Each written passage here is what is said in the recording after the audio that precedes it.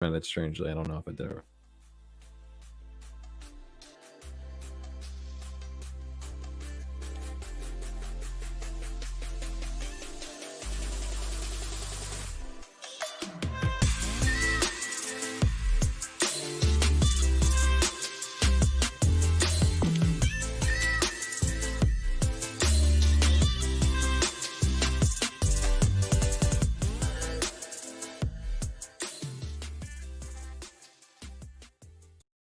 What up, everybody? Saturday night, which means we leave our family, our friends, our loved ones. We run away from the dinner table because we're having to bid for our draft slot, which we just did. I'm joined by my partner in crime, a Rojo truther and lover, dunking on the haters all day, every day. Pat Crane, how we doing? I'm doing good, Pete. This is exciting. We are doing the first time that we've drafted in the KFFSC main event. So this is a new format for us to try out, and it's a cool format. It's one where you start 3 wide receivers. You only start 2 running backs.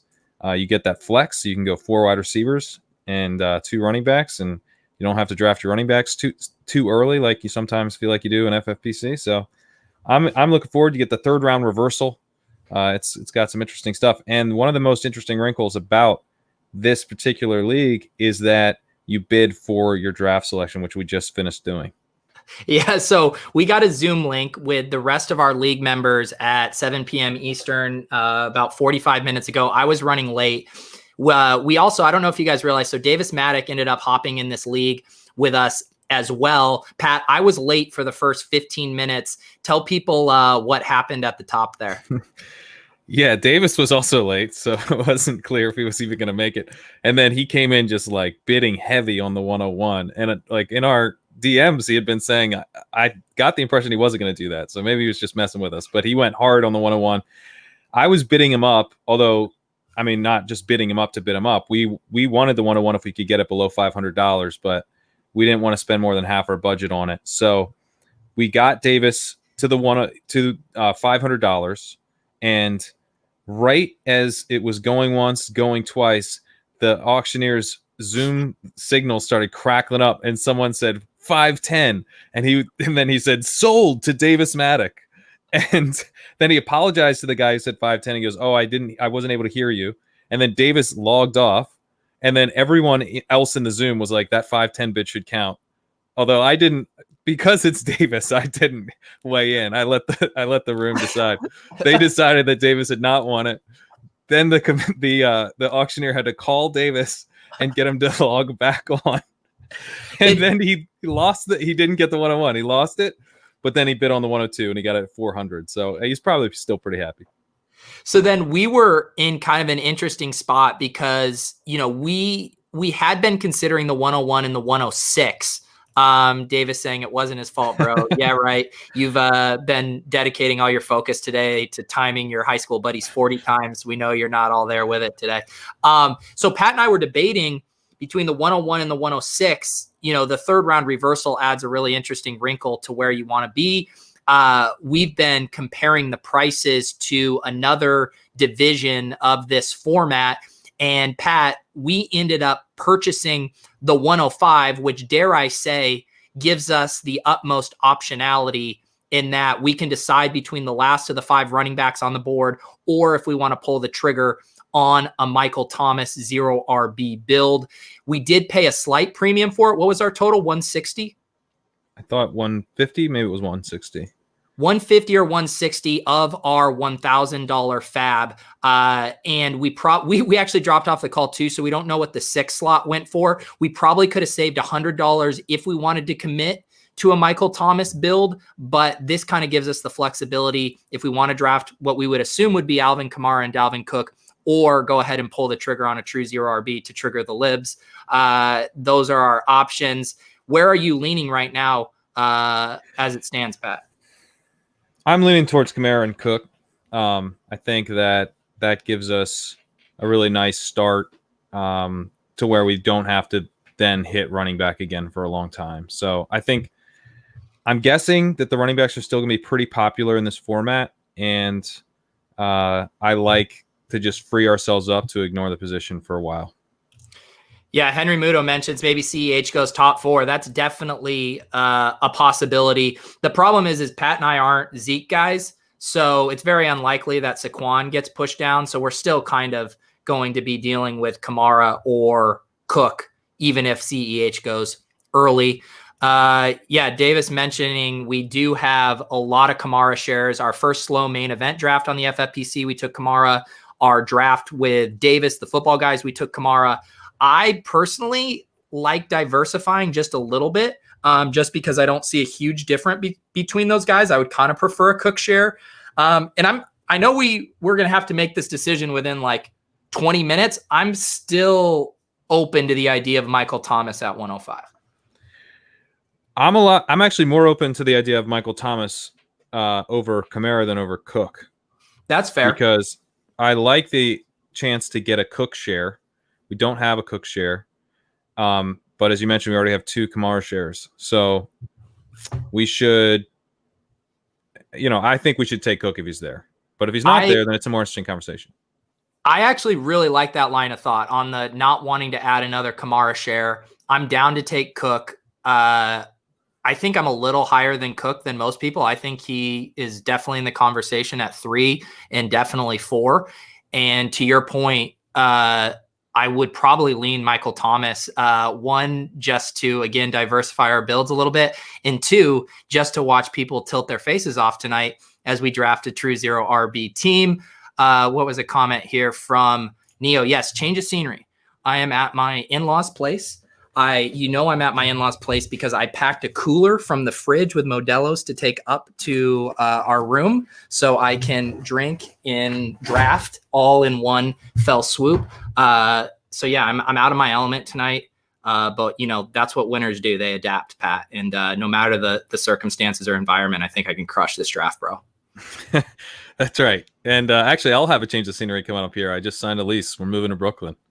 Wow, breaking news on ship facing.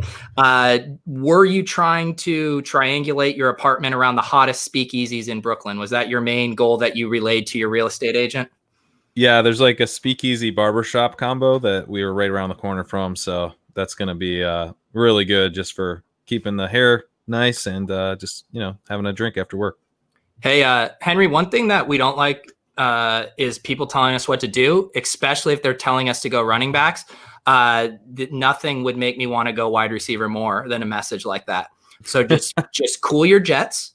We're going to do whatever we want. Let's see here. What's up, Kings? What's up, Darbs? How's it going? Josh, what did you tell the in-laws you were doing tonight? I told them the truth. I told them that I was going upstairs to our room to drink Modelo's by myself with my online friends.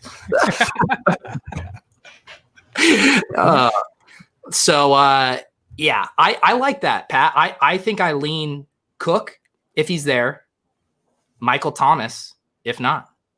All right. That's a plan. That's what you call a plan, Pete.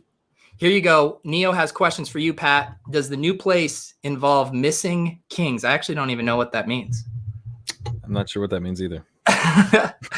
Neo, you're going to have to elaborate on that one. Davis. Missing keys. So this is a reference to the fact that that I don't have my keys because John Daigle has them. After going out, for some reason, he sent me a picture of my keys the next day. Mr. Glace, absolutely not. Under no circumstances will you ever meet my in-laws. In your wildest dreams, you will not. FF Engineer, how's it going? Kevin O'Brien. Davis, are you saying we won't take MT or you won't take MT? We know you won't take MT, but do you want to bet some of your 40-yard dash money on us taking MT? Because I'll take a little side bet right now. Did Davis win that 40-yard dash bet? He did. Okay. It was like a 5:05 or something. So to fill people in who don't know, that what his buddy said he could run a sub 5:40. Yeah. And then he proceeded not to. That's delightful. You must have had a great day, Davis. It'd be so fun. Yeah, what is it? Are you having like a high school reunion, Davis, during a pandemic? Like, what's going on, brother? You're out here drafting. K. Thompson, he wants us to talk. I said K. Thompson. K. Tompkins. Have you seen the photo of AJ Dillon's calves? Yeah, I've seen him. That's not even really of his calves. It's like it's his whole legs. I'd say Wow. his like quads really stood out the most to me.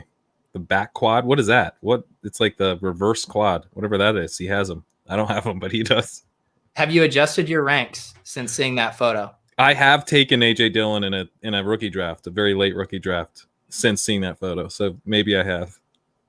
It's so the way the Twitter hive mind works is like the Packers draft a guy in the second round of the draft, and no one has any interest in them because they love AJ Dillon. They love Aaron Jones. They have no interest in him. He's sliding to the back half of all these second rounds of rookie drafts. And then we get one photo of just these pristine tree trunk legs, and people are just ready to anoint him the new king. I mean, what a fickle audience Twitter is. Hey, it works with DK Metcalf. Seriously.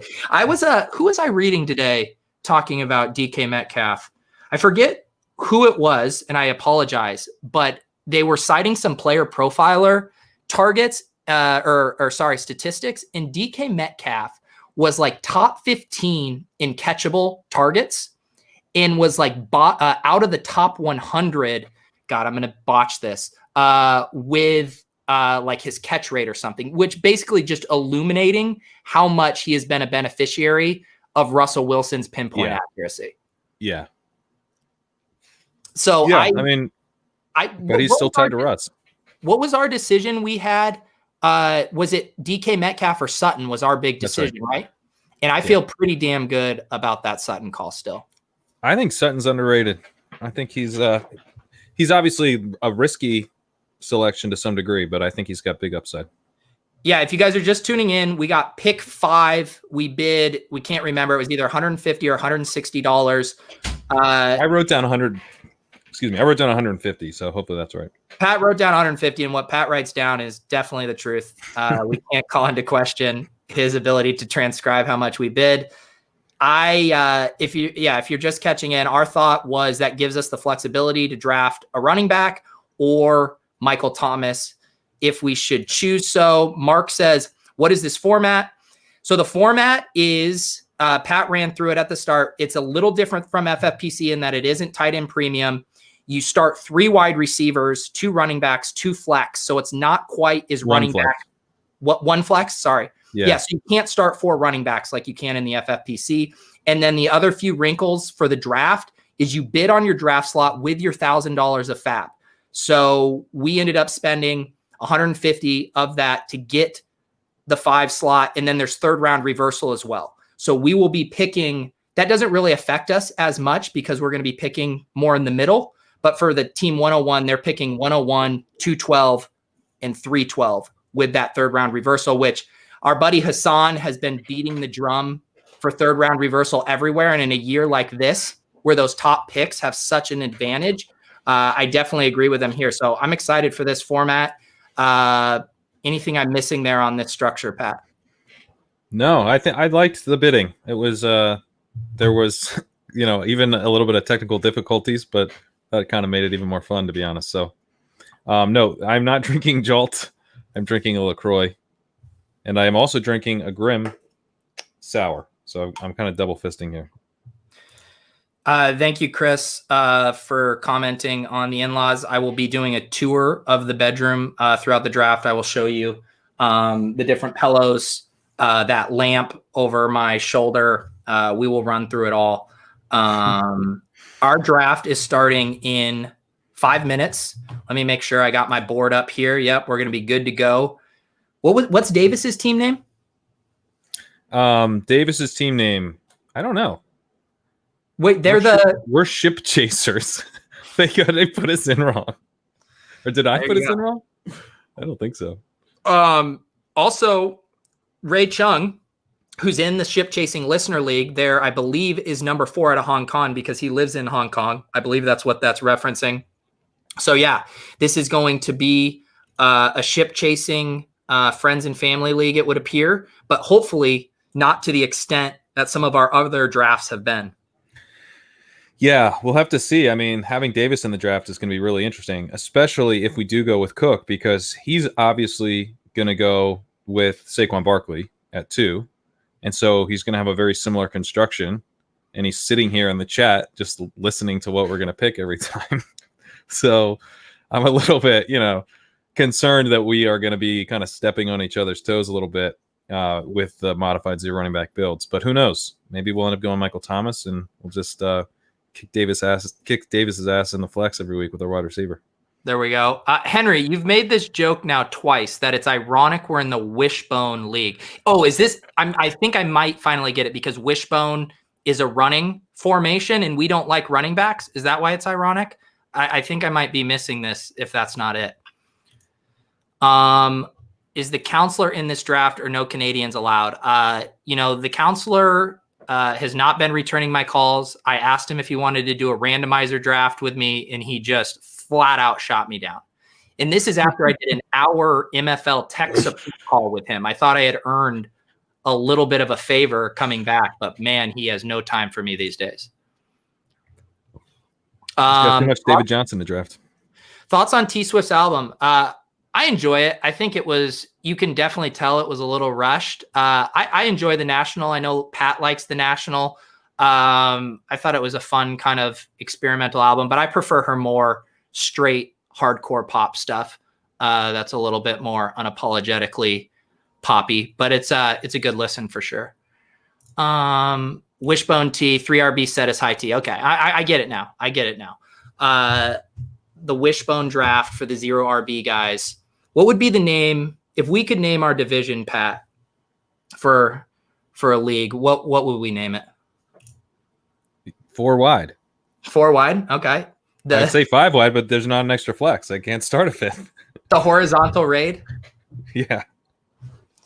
Let's see here. Getting a little apprehensive about following so much of Pat's advice. I'm not able to name. I'm not talking about his hamstrings. There's I don't even know what. It's almost like his quad muscle was so big that it was like on the back of his leg too. It was wild. Did I tell you? Speaking of air raid, I did. I've been doing my underdog drafts. I did just an absolute air raid onslaught. I did a Kenyon Drake, DeAndre Hopkins, Christian Kirk, Kyler Murray, Andy Isabella, Dan Arnold team. That's awesome. That's so awesome. Every possible Cardinal I could think of, I drafted. I love the Dan Arnold move. So you've share a little Dan Arnold propaganda, because I've now kind of been grabbing him. We had been grabbing Nick Boyle. We were worried Mark Andrews, there was potential he could maybe opt out. That didn't happen. So I've been swapping off all my Nick Boyle shares to Dan Arnold, and he's available even in deep dynasty leagues. Yeah, Dan Arnold basically had a really nice run to close out the season with the Cardinals, and the beat writers think he could have a legitimate role this year. And doing the research that I've been writing about for Established to Run recently on tight ends, targets per route run is a really key statistic. It's a really nice way to see how big of a role these tight ends have when they're given a chance to run a route. And he didn't crush in targets per route run, but he was pretty solid. It's a small sample, but you're taking a total flyer, and that's an offense that you'd like more pieces of. So I think Dan Arnold's pretty interesting. Carpentier in the chat. I've been seeing Carpentier's tweets. He's all about the quad stacks. Also, Carpentier, the man behind the randomizer tournament draft. Check him out, and his crazy structural extremist drafting practices. Eric Belair going to get booted for the chat for saying Logan Paulsen is better than Dan Arnold. Logan Paulsen doesn't get any buzz though, and he's going to be a starting tight end. So I'd rather draft John Paulsen a lot of tickets than Logan Paulsen. John Paulsen actually has the build of a tight end. He's 6'7". Yeah, why didn't he play tight end? Okay, Pat. It is a basketball player, right? Is our draft? Oh God. Okay, let's go to the. We are on the clock, buddy. We're on the clock. Okay, so Kamara goes. I think we're going Cook, right? I think we go Cook. Yeah. All right. That's why we got the 5th pick, to give us a chance at Cook. How ship chasing would it have been if we timed out talking about Dan Arnold and Logan Paulsen and get auto drafted like Zeke or something? All right. We do tonight. So we have been using the FFPC dashboard on RotoViz. They don't have it for KFFFC. So speaking of Mr. Paulsen himself, we have his rankings pulled up here. Pat has done some Excel, Google Sheet wizardry And so this is the board we're going to be referencing here. Let me scroll down and see if you have Rojo just bolded, bright yellow highlighter backdrop. Wow. So these values come straight from Paulsen. I've not adjusted them at all. Obviously, he's going to be way too low on Rojo. The thing, I like Paulsen. I've used Paulsen for years. Like going back to like 2011, I was looking at Paulsen's rank. So I feel like I get where Paulsen's coming from, so I can kind of just adjust to where I want to be. So in this case, you just add like 15 to 20 auction dollars to Rojo, and it kind of adds that Pat Crane bump. Yeah. So John says Cook over Thomas. Yeah, we were debating it. Basically, what we came to was if it was between Kamara and Michael Thomas, we were going to go Michael Thomas. We have a decent amount of Alvin Kamara exposure in our draft so far, but we don't have Dalvin Cook. And I still think I prefer Cook. I think if I had my board, if someone said, Peter, what are your top rankings? I would like to pay you for your rankings. I think Dalvin Cook would be my RB3, my 3 overall. Yeah, I feel like there was kind of a hype train building on Cook, and it got shut down by his holdout, but that seems to have passed now. And Cook looks like he could just be really involved in the passing game, and very efficient, getting a lot of touchdowns. So I'm pretty excited about Cook. And I think his ADP never really recovered from the holdout, right? Like, if he never held out, I think his ADP would probably be like 3. Yeah, that is a really good point, that it adjusted so quickly based on the holdout, and yet it never really boomeranged back to where it should have been if the holdout had never happened. It's kind of bizarre. Yeah, it is strange. I mean, maybe he would be going 4 after Zeke. Zeke's always popular, but I do think that Kamara going ahead of him is a result of the holdout, which is sort of irrelevant now.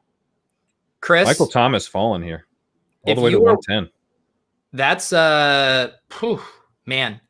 I'm glad we went Cook there. We would have felt in hindsight now, knowing that would have been a little bit of a waste of draft capital relative to the fab bidding. Yeah. Chris says we got to go at least 7 wide receivers in a row now. No one ever has to twist our arm. We're going to mix in a tight end, though. We're going to mix in a tight end. For sure. Let's see here. Yeah, Cook, there's stuff. His report said, I was never holding out. Don't know where the rumor came from. I saw a Levitan tweet. He's saying all the right things. Us fantasy gamers literally in our mother's houses, saying that we're hearing all the right things from Dalvin Cook because, God help us if one of the guys we drafted was a little disgruntled about his contract situation. Yeah. They're just going to run him into the ground and not actually pay him. Yeah. Great time to be running back. Yeah, Cook. Yeah, he 104 early. And then, it's always the shiny new thing. It's the Clyde Edwards-Hilaire's, the Miles Sanders. Dalvin Cook just doesn't have that shine anymore. But, man, they lose Diggs. Madison, the thing that's so nice about, we talk about guys like Jonathan Taylor or whatever, and there's some real threats to their pass down work. Even Miles Sanders, we're big Boston Scott guys. Alexander Madison, correct me if I'm wrong, Pat, but he does not profile as a guy that's going to steal Dalvin Cook's pass down work. So for him to have that locked up, I think gives him a really high floor. Yeah, Madison doesn't really profile as a pass catcher at all. I mean, he was okay in college, but he didn't really do much of that last year. And that's where Cook shines. So you do have some other guys there, like Amir Abdullah's there, but he doesn't get a ton of work. And then the other guy's Mike Boone, who is also not a pass catcher. So I think Dalvin has a very, very high floor with that pass catching work. I'm always a little concerned here when I see a team drafting optimally. Fozzie Dog here from the 12 slot does what you need to do from that slot. I might mix in George Kittle there, but in this format, Devontae Adams, Tyreek Hill, 2 nice turn picks here. It'll be interesting to see the Kelsey owner taking Hopkins. This is always where I start to get worried about how sharp our draft is, and I can tell these guys on the back end understand the format and the hit you're taking if you're drafting a running back here. Speaking of which, this came out today, but Pat, did you get a chance to read Sean's article about why he took Lev Bell and Gurley in the Apex draft? No, I didn't read that yet. Yeah, I mean, it's definitely a good read. Everyone was kind of freaking out, myself included, when you see Sean pass over guys like Stephon Diggs and Marquise Brown for Todd Gurley and Le'Veon Bell in that format. But as per usual with Sean, he lays out the case of how in that specific draft, with multiple drafters going 0 RB, with such a premium on wide receivers in that Apex format, showing the points, the pure points there, that you are taking a hit. There's not an opportunity cost to drafting those running backs. And he makes pretty good cases of Gurley and Lev Bell in their profiles of why they still have an elite ceiling and not too much competition in the backfield. But I think the key point here is not saying we're going out of our way to draft Lev Bell and Todd Gurley. It's that when all the great wide receivers get taken in front of them, that there comes a point in those drafts where they are the value. And when we had Sean on our show, people said, what happens if you have everyone in a 0 RB room? And we said, you draft wide receivers for the first 4 or 5 rounds, and then those running backs become values. And I think that's what happened there with Sean, but definitely an interesting piece if you guys want to check that out. What are we going to do here, Pete? We've seen a wide receiver run. DeAndre Hopkins went far earlier than he typically does. Julio Jones is gone. Tyreek Hill is gone. Obviously, Thomas and Adams are gone. There's a guy here that I think we're interested in, but if he goes, what do we do? Yeah, let's see here what Bo does. I'm just making sure that we're what you're seeing, because I'm just seeing the board. Nick Chubb is the most recent pick. Nick Chubb's the most recent pick. And what is the clock? Is it a 60-second clock? I think it's 90 seconds. It's a 90-second clock here. Let me pull up our board here. Have you been updating this, Pat? No. I didn't. I completely forgot. I'm so used to taking. I'm so used to having the Rotoviz Command Center that I forgot. I need to update this manually. Okay, let me head back over here. So Eckler goes. We're on the clock. Pat, to me, this is between Godwin and Kittle. I'm inclined to take Kittle here structurally. What do you think? I'm very happy you said that, because to me, it's got to be Kittle. Yeah, I think Kittle's a much better pick than Godwin. Okay. Yeah, we're definitely on board, because I think Godwin is closer to this next tier of wide receivers than Kittle is to, say, Andrews. So yeah. I like Kittle here a lot. I do too. All right, the chat. I'm actually going to sit on the clock for a second. Yeah. And put in who's been drafted. Is Aaron Jones gone? Aaron Jones is not gone. Amen, Chris. Amen. The people know what's coming. Everyone sit back, crack open their beers, and watch the ship-chasing boys absolutely pull out a wide receiver sledgehammer and just pound it. We're going to pound it. Nope, Kevin, this is not tight end premium. Kittle definitely goes at closer to the 112-2-1 turn in FFPC leagues. The nice thing about grabbing Kittle here, even in a non-tight end premium format, is a few things. We want to crush our opponents in our starting lineup at all spots. There's not a huge opportunity cost on the points we're giving up. I think Kittle can easily, reasonably pace Chris Godwin in scoring this year. And it also allows us to fade a second tight end if we need to. I know Pat and I both have the stomach to not draft another tight end if we need to. If there's an extreme value, I think we would pull the trigger. But Pat, are you with me in that this gives us, dare I say, a lot of optionality? A lot of optionality, because I do think that when you take a Kittle, even in just standard PPR, not tight end premium, he can operate as a flex. So you can always go back and get your tight end. And there's guys that we do like later. But we could also just feel that we don't need to look at tight end again. So it's truly giving us optionality. Darbs, please delete this tweet or I'll have you murdered. Yeah, no, Bob, don't worry. We're not going to be drafting a second tight end unless, someone beautiful just falls and falls and falls. All right, Pat, are we current on our draft board now? I believe so. I need to get Chris Carson in there, and otherwise we are current. Okay. Chris Carson was a very early pick. My God. Holy cow. Wait a second. I missed this. Chris Carson just went. Oh my. Oh, I forgot. Wow. Right when I was ready to crown Fozzie Dog as a sharp, he drafts him at 3-1.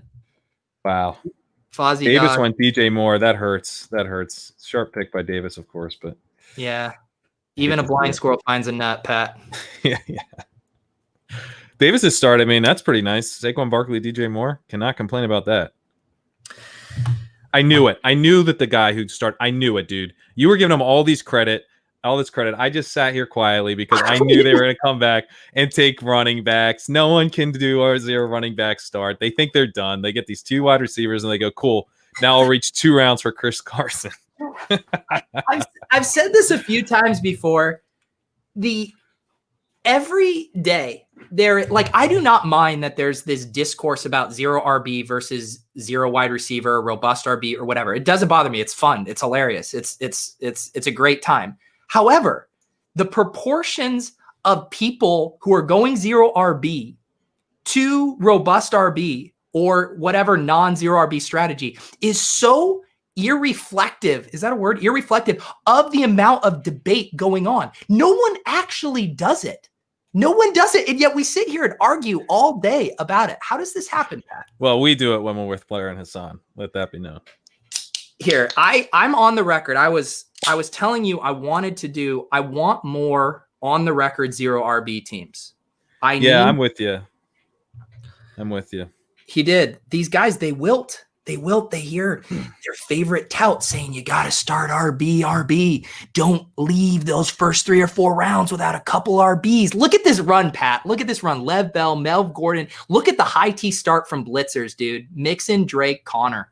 Super high T. Where's Connor? He's so low in the CDP. I can't even find him. Let's see here. Get rid of Godwin and the sheet. Okay. So, okay. If you're still seeing people, you can always sort. Just click that little.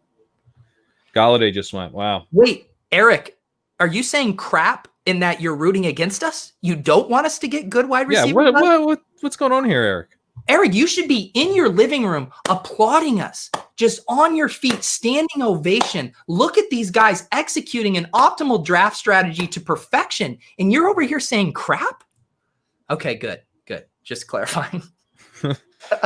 I'm worried I checked someone who shouldn't have been checked since Godwin. Anyway. All right, so who do we like here? We're up next. Okay. So to me, Mike Evans is a smash here. Okay. What do you think? I like that pick. I also would have some interest in Amari Cooper or Juju Smith-Schuster. I think I have more interest in Juju. I have been, in my mind, there's a slight tier ahead. I'm actually interested in this because I thought you were part of the leading the charge of Mike Evans is an absurd value in this range. I actually do think it's a pretty strong value. Yeah. So, but we'll make I would say you could talk me into Juju. I don't really want to do Amari here. I will try to talk you into Juju over Amari, although it sounds like maybe I won't need to. I think we're in agreement, Pete. It's Evans, Juju, Amari, right? That's what I am. Yeah. Yeah. Okay. Yeah. I don't have too much Evans, but I don't get why there's such a discount between him and Godwin. Yeah. The thing. The draft is paused. The draft is paused? Oh, yeah. Great. They wanted to pause it to hear Ship Chasing talk through their pick. All right. They're always conspiring. Someone was just selected. Who was selected? I think Amari Cooper was selected. Okay. That makes it easy. To me, Evans is a smash here. We go Mike Evans then. We'll let Davis have Juju. He's going to be very happy to get Juju, I think. Yeah, people have lots of narratives that they concoct. What was your stat about Mike Evans, Pat? He's never not had a 1,000-yard season? Yeah, he's never not had a 1,000-yard season. Suck on that, haters. I don't think the draft is live right now. I believe it's paused for some reason. So I don't see anything in the chat here. Do you think Davis messaged support and said, actually, I wanted a different Taylor Swift name for my team name, and that's why they had to pause it so they could change yeah, it up? I think that is right. Amari Cooper's been rolled back here. He did not want Amari Cooper. Oh, God. If he goes Evans. If he goes Evans, it's going to hurt. Oh, my God. No, a guy named Bo, clearly after Bo Jackson, that starts Derrick Henry, Austin Eckler. Who's the running back, best available running back right now? Todd Gurley? He's going Todd. Yeah, I'm sure he's going Todd. He went Allen Robinson. Okay, let's go Mike Evans. Let's go Mike Evans here. We'll give Amari to Davis. Although actually Davis might get a nice little double tap here. Or does Davis grab a Mark Andrews or Zach Ertz? Davis, hop on the stream, you coward, and talk out your thought process. I'm sorry, Chris. I know there were some people who wanted us to go Amari. I'm worried. Like, my stance has been that Mike Evans is undervalued here and Amari Cooper is slightly overvalued. I mean, I think CeeDee Lamb is an insanely good prospect. We all agree Michael Gallup is awesome. Like, something has to give. All of you guys are falling over yourselves to draft Blake Jarwin. Like, this offense is going to be really good, but they're not all going to pay off their ADP. And to me, Amari is the one that's not going to pay it off. Yeah, I think so. I mean, he's the most expensive one, so it's easy enough. And he and Gallup were so close last year in their targets and their production, the yards per route run. I mean, they were like identical last year. So to have this huge gap between them, I think, it has me wanting to fade Cooper at least a little bit. Let's see here. Mark Andrews to Davis. Very similar construction as Davis. Davis takes Mark Andrews, just completely trying to copy the ship chasing boys. Definitely some good wide receivers going off the board here. AJ Brown. Oof. He wasn't coming past Davis there, though. That's true. Still hurts to lose him. It hurts. Let's see here. Has Odell gone? Yeah, Odell just went.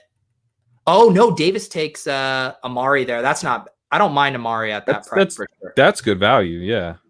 Once just in the middle or third. Yeah.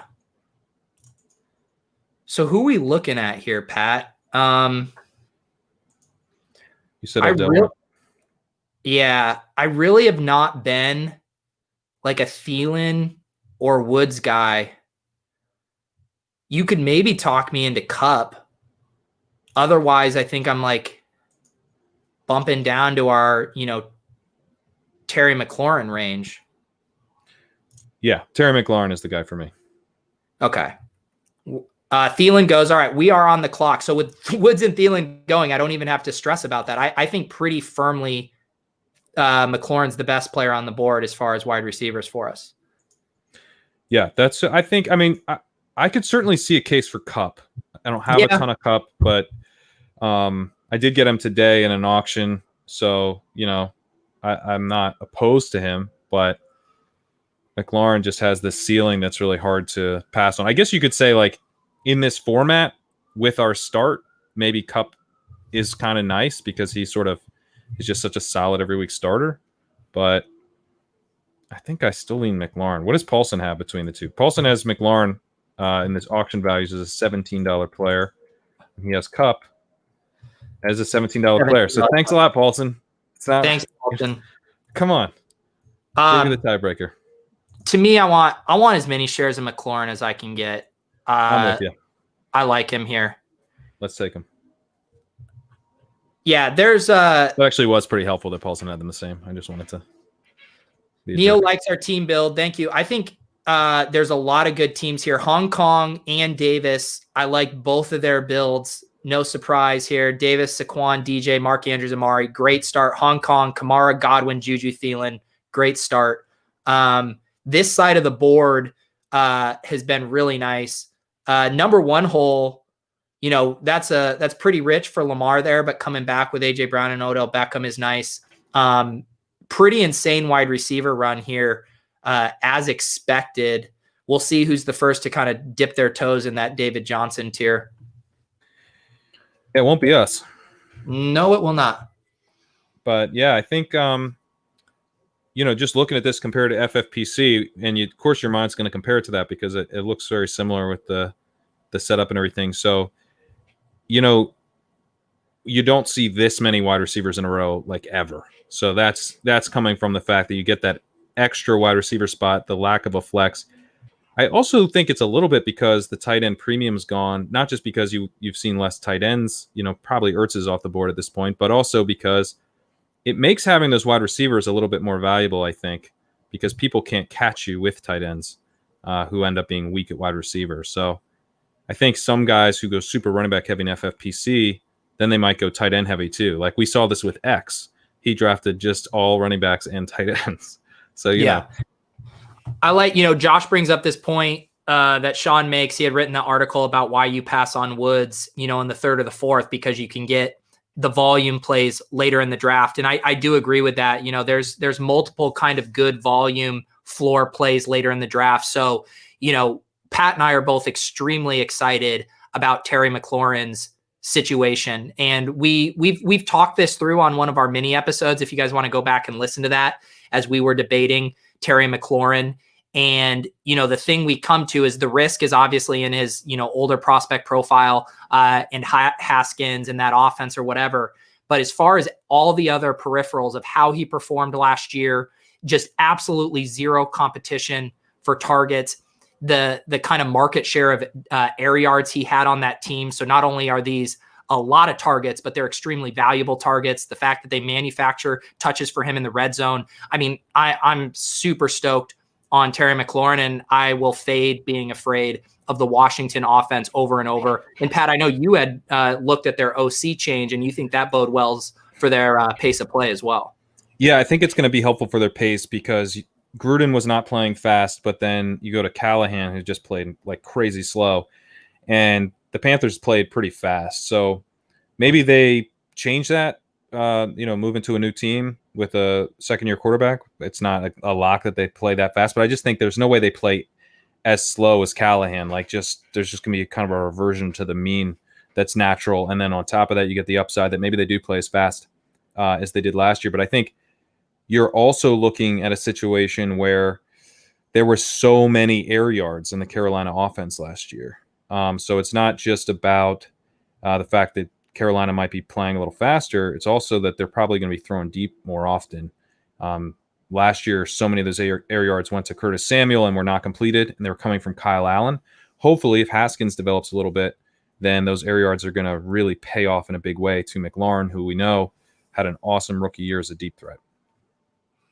Yep, I definitely agree here. We have a few running backs going off the board. Jonathan Taylor, David Montgomery. Look at these teams. You are completely right. I tried to crown these teams. You start Michael Thomas and Julio Jones, and then you ruin it. They are who we thought they were, Pete. Oh my goodness. This is a good question. Does KFFSC have an API? Pat and I haven't been able to find ADP. They do use a lot of the same, it appears, technology as the FFPC. So I bet, Kevin, we could talk to Farrell and see if we can get that available. Kevin has been doing a lot of scraping of ADP data, so that would be great to get that. Kevin, we'll talk and try to get you in contact with Farrell and see if we can get that rolling. Yep. Hartley agrees with us. Second year QB plus Turner at OC equals improved efficiency and pace. One of the things I've been thinking about a lot lately, just with fantasy in general, like structural draft strategies, player eval, everything comes back to people being so risk averse. And we go out of our way to make these excuses about things that make us scared. And we say, we don't like the QB. We don't like the coach. We don't like the offense. And it's at the end of the day, really good players do good things. And I am not concerned about Terry McLaurin's talent. And what is the thing we care about in fantasy the most? Targets. And all those other peripheral things we get worried about are pretty noisy, in my opinion. And if we can identify talent in targets, that's really all we need.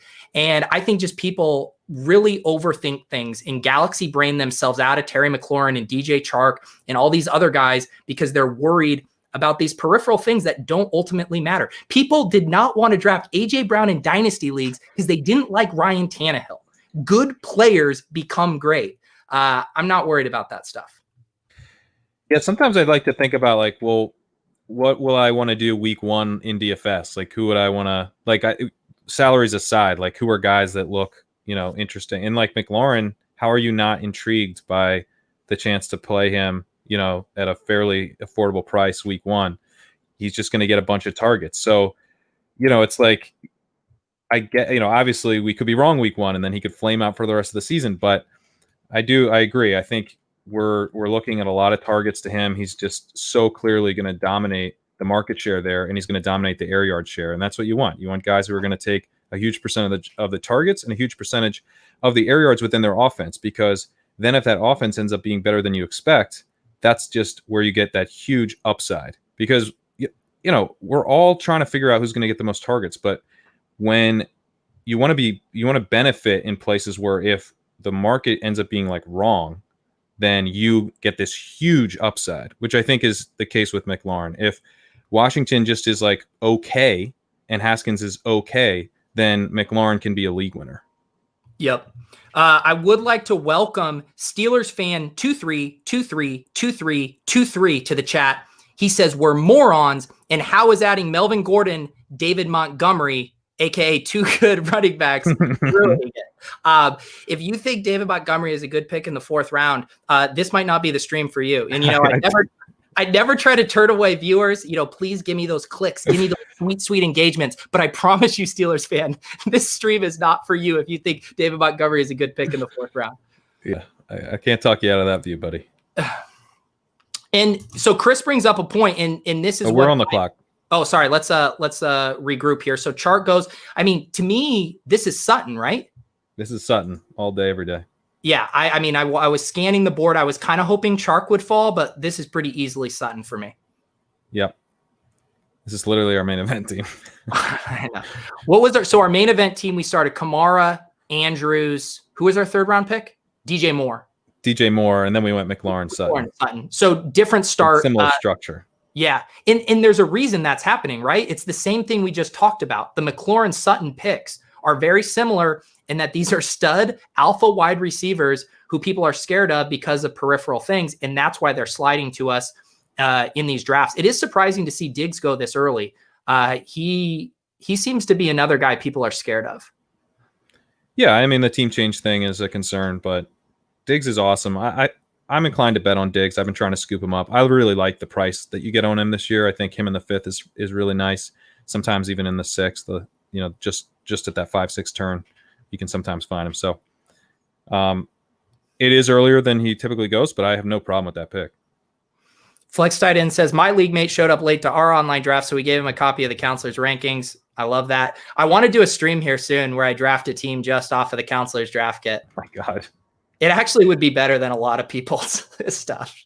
Can you do the counselor versus the randomizer and see who wins? That'd be fun. Let's see. Hong Kong grabs David Johnson there. Chris is shocked. I don't hate it there for him after all those wide receivers go. I need to check over on the spreadsheet here because I'm now feeling a little blind here about what our best path of action is.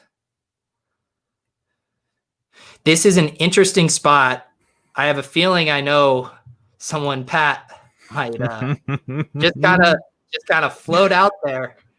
I think you know who I'm going to mention, Pete. So Fuller just goes. I would have been on board with that. Gallup goes. Let's see what Hong Kong does here. Oh boy, are we going to really do this? I need to look at this board and make sure. So I don't think there's anybody else, Pete. So I'm worried about Hong Kong. He is a listener. There's no obvious stacking candidates here. If we had taken Amari, Dak would be in the conversation here for sure, but he's not without a Cowboy. I'm looking at this board here, and it really does appear that we're either reaching for a volume wide receiver or we're drafting a running back, because I don't envision us taking a quarterback here. Man, what running back do you think? So, okay, we're on the clock here. I like both Ronald Jones and Devin Singletary here. I know how this is going to go, so make your case. I mean, I just don't think Devin Singletary has any touchdown equity. They specifically brought in a guy to take over that role, a guy that we've been targeting religiously. And you've got Ronald Jones, who's got a ton of touchdown equity, and also has been talked up now in the screen game. Tom Brady loves to throw to his running backs. He's looked good so far as a receiver. Arians has specifically said that. I don't think this is close. How much time do we have left on the clock? 21 seconds. 21 seconds. I can't believe Pat has gaslit this entire community. He has gaslit us into thinking Rojo is the only option. Take your fucking guy. I don't even care anymore. All right, I took Ronald Jones. I had to put my wide receiver sledgehammer away. Get your Rojo fetish rocks off. All right, you said you had a hype video. It wasn't for Rojo? Rojo? You said I just assumed it was for Rojo. Pat, I told you who the hype video was for. A guy that will not be named right now. Okay, you're right. I forgot. Pat Davis. Davis, you could have saved me. You could have saved me. I'm actually surprised Davis didn't take Akers there. But I am too. Swift. Yeah, he didn't take Akers. That's very off-brand for Davis. Yeah. If you're mentioning the guy I have a hype video for, I will not be sharing it on the screen. There are some things that I will not jinx. Your buddy like Swift, Taylor Swift or DeAndre Swift? Pretty on brand pick there for Mr. Folklore himself, Davis Mattek. Hop on the stream, you coward. Defend DeAndre Swift over Cam Akers after you gaslit us about him being such a great pick. Now, I am worried here because I could see things getting a little tough at wide receiver. You would expect that people make a run on wide receivers here, but there's been a lot off the board. Now, this half of the draft really could use wide receivers as well. So I'm worried we could see a big time wide receiver run that could, have us wishing we went a little bit heavier on wide receiver to start. Will you update a few of these picks there just so I can see a clear board? Marquise Brown is gone. Yeah. Akers is gone. Hunt is gone. Dobbins, Mostert, AJ Green.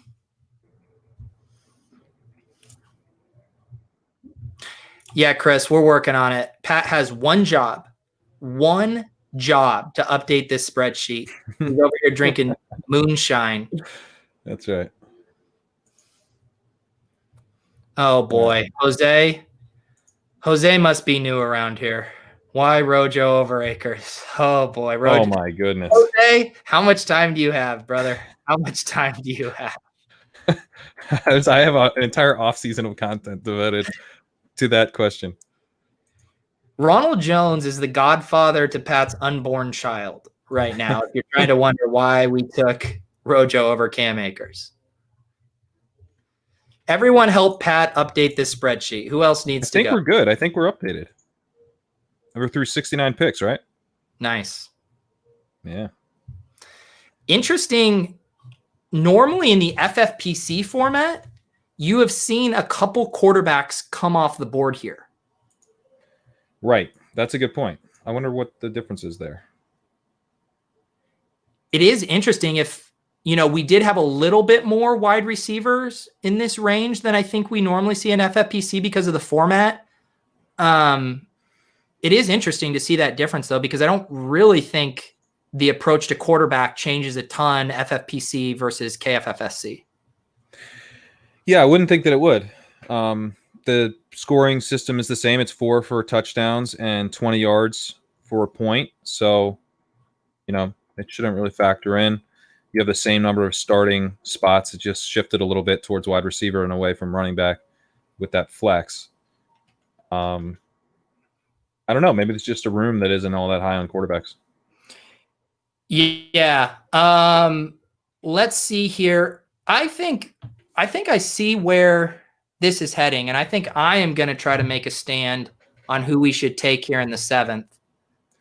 Okay. I'm curious to see who you're going to be interested in, because I think there's definitely a path that I like, but I'm nervous about if we could pull it off. I know you know what I'm thinking, because I'm thinking I know you know what I'm thinking, because I'm thinking the same thing. Okay. All right. I think we're on the same page. We're on the same page. The question is the order we do it. And James White in the 6th is a little bit strange. James This is the White, guy, by the way. Where's Steelers fan? Defend this team, Steelers fan. Defend this team. Actually, no. Well, he was defending the 10 team, which he needs to defend. Steelers fan probably loves Leonard Fournette in the 5th. He probably loves that. Hey, the chat is on to us. Stay quiet. Shh. Shh. Everyone in the chat already knows what we're thinking. We have such a group hive mind that we can't even. We're like two parents that are trying to be like, hey, should we let the kids have CHOCALATE tonight? And the kids go, chocolate? Yeah, I want chocolate. Exactly. Like literally they're predicting. I'm pretty sure we could like let Chris G and some of the other guys in the chat just draft for us. Yeah. And we would be like, yeah, that's literally what we would have done. That's what Underdog now added, the thing where they have the autopilot where you can like draft based on your how many positions in your rankings. Like we could have a ship chasing autopilot where we just give the keys over to one of our listeners and just let them draft exactly because we have brainwashed them into the one and only true way to draft. I think that's right. Oh wow. What a Josh from the top rope. Team 12 still doesn't have a running back.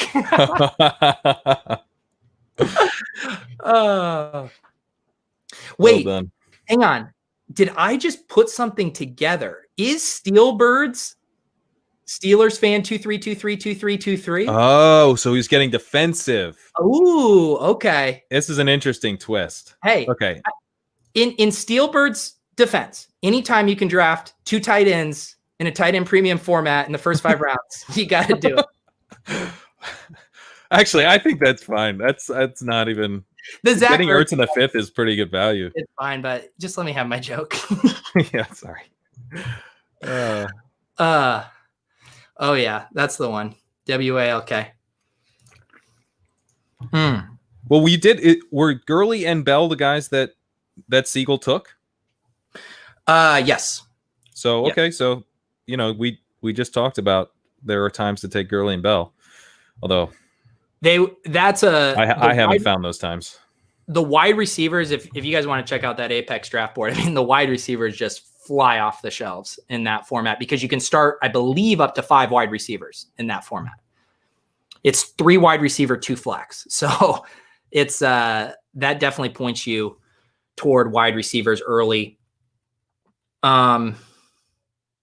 This is going to be interesting. Are we updating the sheet, Pat? Yeah, the sheet's updated. I think I may be one pick missing, but okay. Deontay Johnson. Oh, I don't have Cooks yet. I got to get Cooks in here. Deontay Johnson. Okay, yep. The sheet is fully caught up, and I believe we are on deck. Or we're in the hole. So, what I'm thinking, Pat, when I look at this board, I am too scared to talk right now. Yeah, I mean, I think we're on the same page of what we're thinking. It's just going to be hard to complete, although I do think. But to me, there's the one position I want to do first. I think there's the definite position to do first. I hope we're on the same page. Okay. Well, I'm not sure if we are, but I'm open to being swayed. I don't feel super strongly. So I'm getting very nervous about the wide receiver depth on the board right now. Okay. I'm getting a bit nervous too. The other way. Because I will be less worried. Kyler Murray just selected. Okay. To me, I still think that I want to go Kirk here. I think Kirk is by far the best available wide receiver. I think we almost have to go Cook here. Kirk. Okay, I thought you said Christian Kirk. Christian Kirk. Christian Kirk. Captain Kirk. Like Kirk Cousins. Okay. Hang on. Let me just. Kirk Cousins though. No. CHRISTIAN space KIRK. Are we on the same page? Yeah. Okay. I'm good with that. Do you need me to use it in a sentence? Yeah, but what's the origin? Christian Kirk, it's puritanical, Latin origin. He is going to go for what's a large amount of yards for a receiver? 1,600 receiving yards this season. I like that. I think we select him. We select him. Wow, that's good because it was getting real thin at wide receiver. Were you gonna try to push for Kyler there if he was there? Yeah, I wasn't. I was leaning Kyler because I thought there was a higher chance Kyler would get taken, but he got taken, so it didn't have to go into it. We did all that charade. Yeah. Whoa, we're now into Antonio Gibson in the 7th territory. That is wild. Dude, I was listening to Adam and Silva talk the other day, and Silva says he's down for Gibson in the 7th or 8th. I don't think that's wrong. It's just I have sticker shock from where we've been drafting him. Yeah, and I can see it. I mean, I was totally okay with him in the 10th before, and so I was like, wow. At first, he wasn't really getting that much of a bump. Like you could get him in the 9th, which I think is not enough of an increase. But yeah, so in the 7th, I guess it's pretty defensible. But yeah, when you're so used to seeing him later. Where did we draft him with Davis? The other, was it 12th or 13th? It was really late. I don't think it was that late, though, was it? I think maybe it was 12th, but I don't think it was 13th. So Russell Wilson goes, Marvin Jones goes, Hayden Hurst goes. So what are you leaning here? Like to me, running back is pretty flat. And I do worry. Do you have a wide receiver here you want to make a case for? Lamb goes. Let's see what Davis does here. Yeah, I mean, I do have a wide receiver here that I think is a good pick. Okay, that actually makes me. I'm not sure if you're going to like it, though. Honestly, I want a wide receiver here. I'm just looking at the board, and I think I might like it if it's who I might hope it is. I think you hope it's someone it's not. And I am going to push towards someone you already know I love. But we normally don't have wide receiver discrepancies that we don't like. Okay, I have 2 names that I like Zach here. Moss goes to Davis. Yeah, Davis. Dude, yeah. Davis is so full of shit. He has been calling him Fat Moss, all of this stuff. He gets mad whenever we talk about Zach Moss. He says you shouldn't bid for your draft slot. He takes the number 2 slot, bowls half of his fab budget, and then he drafts Zach Moss. What a hypocrite. Next thing he knows, he's going to tell me he doesn't actually like Taylor Swift. It's because he's been hanging out with a guy with a slow 40 all day, and now he thinks that's cool, so he's good with it. Davis has not been able to get off this 4.65 40 or whatever Zach Moss ran, but now that he's in a draft with us, doesn't bother. Hang on, Pat. I just realized the wide receiver you're going to push on me. Damn it. Just taken, dude. Jalen Reagor just went. Yeah, okay. Dude, that's like where his ADP is now, so, whatever. He's gone. But so I have 2 names. Okay, what are your names? Slayton and Hardman. Okay, I am fully on board with Hardman. Let's do it. We don't even have to argue. I don't have much Slayton. I don't mind him, but I still, with this kind of build, Hardman isn't even in our starting lineup. It's a luxury pick and the ultimate luxury pick. Let's do Hardman. Oh, how does Davis pass on Hardman with his Kansas City buddies to draft slow-ass Zach Moss? Davis, come on the stream and defend yourself. I was convinced he would go Hardman. When we went Kirk, I just assumed Hardman was off. Coffins, brother. Coffins. Davis. I thought you cared about athleticism, dude. He clearly torching your brand. Davis was hanging out with a guy that ran a 5.05 40 and then drafted Zach Moss today. Yeah. He loves slow 40s now.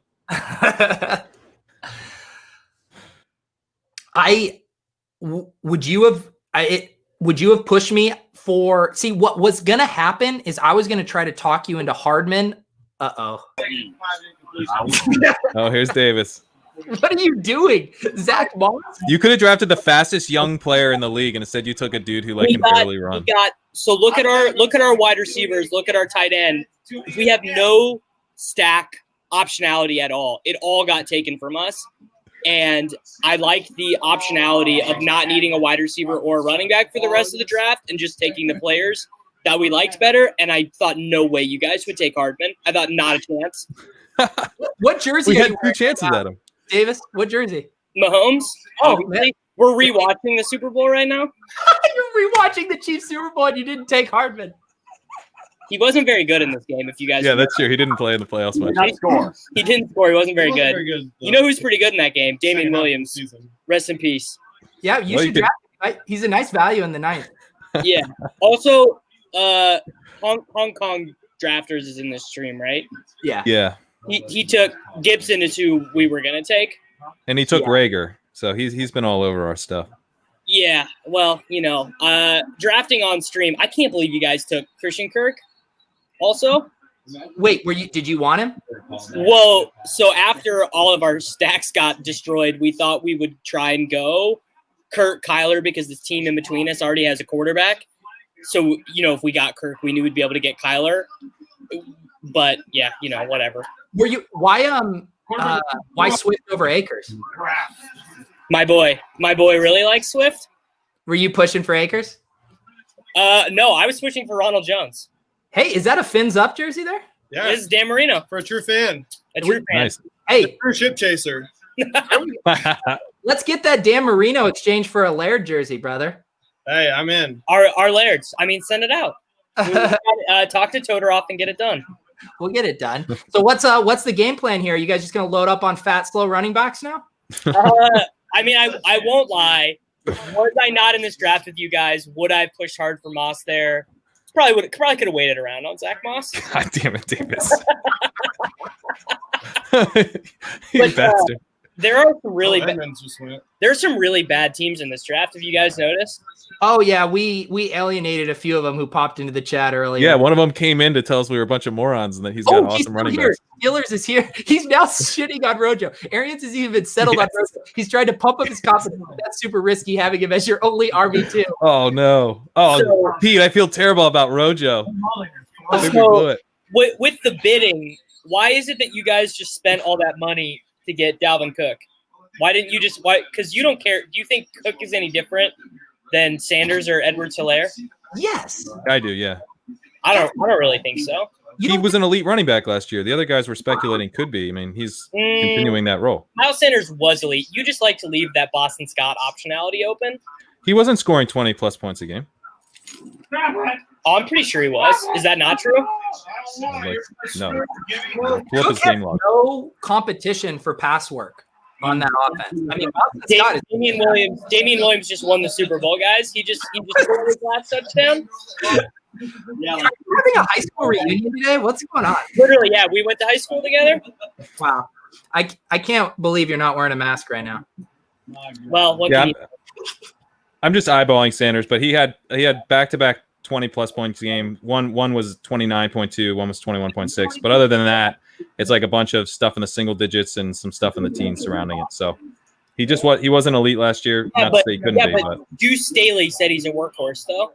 Well, that's true. The chat wants to know: is your buddy next to you? Is he the one who ran the 40 today? No, the guy with the 40. Seth, are you here? It's going to take him a while to get over here. Seth, come here. Are they trying to shit on my 40? No one's trying to shit on your 40. They want to meet you, bud. He's running full speed. Am I that famous? Big time. This is Mr. 40 here. What's up, guys? How's it going, man? How you feeling? A little sore? What's up? You a little sore? Oh, dude, I'm exhausted, man. Two 40s and I'm done. I'm out. How much did you lose? What? How much money did you lose? What? Did you have a bet on the 40? Oh yeah, dude. I ate the whole cost. With $100, I offered him. His older brother is in very good shape and ran a 5.3 hand timed, and I offered him a $50 buyout, and he didn't do it. That's how confident he was. Dude, we don't take the coward's way out here. We don't take the coward's way out. We're gonna leave though because we need to strategize and figure out what we're doing here. We have no stack optionality at all. Yeah, I mean, when you draft Marvin Jones and Zach Moss, you probably shouldn't be on a stream, and you should probably be recovering right now.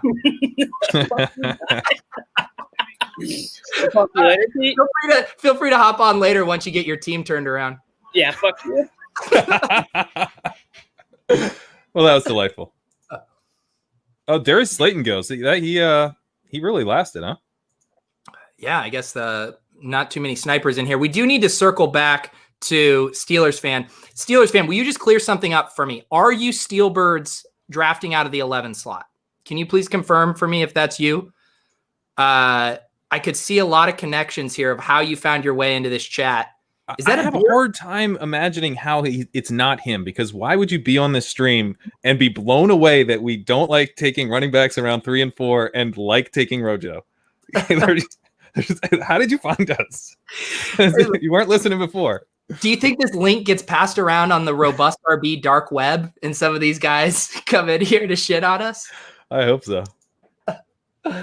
Oh my goodness. Golden Tate just went. I think we passed on him in like the 15th round of our Football Guys Championship, if I recall. This is a much more wide receiver heavy league. You gotta. Farrell told us that. He said you see a lot of yellow. We certainly have. Please don't make fun of Steelbirds. He'll come after us. All right. I didn't even realize that was Steelbird's pick. I didn't even mean to make fun of him. All right. There's no way Russell Wilson's still available. It's time for Pat to update the spreadsheet. Did he go? Oh, he did go. You're right. He went like 3 rounds ago. 2.5. All right, I'm doing this by eye here, you know? You miss him. Call him out if you see anybody.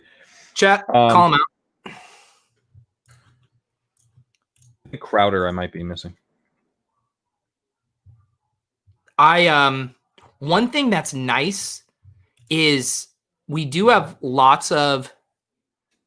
have different stack options here. Matt Ryan goes.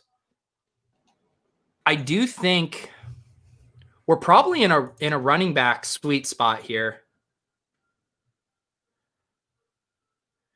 It's like lot of running backs and quarterbacks. Yeah, and I think that Rager's gone 116. Sorry to tell you. Yeah, no, we talked about that. No, I know. I'm telling you to update it on the spreadsheet. Oh, got it. Carson Wentz goes. Evan Ingram goes. See, Hong Kong's already tilting that Wentz gets taken from him because that would have been such a nice stack.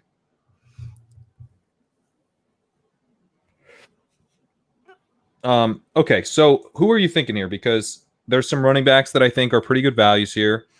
I also could see us going quarterback here. Yeah, so is your quarterback target a stack? Yeah. Bucks life? Yeah, I mean, like, if you're going to take Evans, you know, you got to at least consider Brady here. I sniffed this one out. Steelers fan confirms. All right. I'm honestly, like, really happy that you're Team 11 because I would just be so confused why you would watch us if you weren't. Is there anything more perfect than Team 11 not only hating our team, but loving the team behind him, Team 12? We actually requested to Farrell to keep all the robust RB truthers over on one side of the draft board, and we appreciate him, keeping us. He's kept his word, despite having no control over it since you bid for draft slot. So Carson Wentz goes. Hang on, Pat. There's a quarterback that's still on the board that shouldn't be. I agree, but do we? I mean, you could argue that he's one of the naked quarterbacks that wouldn't be a problem. Yeah, again, I don't want to be the guy that says stacking has gone too far, but I'm not opposed to drafting a guy that has a pretty huge ceiling late, and there's still a couple of stack options with him, some cheap stack options. Yeah, well, the other thing I like about it is that Davis probably could stack Josh Allen with Zach Moss and kind of just do because Mike Leone talks about this, you're really just making a bet on the offense. And so we're depriving Davis of a stack, which I like. Well, you had me at depriving Davis. I mean, the question really, I cannot in my right mind draft Tom Brady over Josh Allen. I can't do that. I'm with you. I think we would have to go with a skill player here and then come back and try to get Brady. But what skill player do you want here? There's no one that I have to have here. Tariq Cohen, I would have made a big case for. I think he would have been a very nice value, but he just went. He just went. I like Cohen with this build a lot. I think it's so flat elsewhere, and I think Josh Allen is a pretty big value here. Paulsen. What about a guy? We only have 25 seconds. Sorry. What about Tony Pollard? Because he won't come back. Davis will take him. I actually think Davis is panicking about stacks and wide receivers. I think there's a chance he comes back. I think Davis is going Stafford to stack with Marvin Jones. Let's do Josh Allen. I think it's great value here. Selected. Yeah, and the nice thing about, sometimes we were talking about our Kyler Kirk stack. Obviously, that's ideal, but it gets really dicey. And if you lock up Kyler and then don't get Kirk, you're in the same position we are now. So we just flipped it. We got our wide receiver we prefer, and then we're able to back our way in to a falling quarterback. Like, what? Dude, Ray is just listening and Ray. Just taking up every single value that we leave. Hang on, Steelers fan. I mean, this guy cannot get over the Rojo thing. Like, he has never been more tilted. Our precious Rojo has a playoff bye week. If we should be so lucky to make it to the playoffs, something we don't normally like to do, Steelers fan, that's the problem. That we'll figure that out when we cross that bridge. We'll just play our running back 3. I like the assumption, the presumption of this message is that we make the playoffs, and I appreciate that, Steelers We're fan. up next here. And I think we got to figure out what we want to do. Okay. Fuck. Burrito went. I was going to try to talk you into him. So I am not opposed to reaching for a wide receiver here, or are there any running backs you don't like? Lindsey? I don't mind Carry On, although there was rumors about him not being fully healthy. Look at Hong Kong. Darrell Henderson, I like.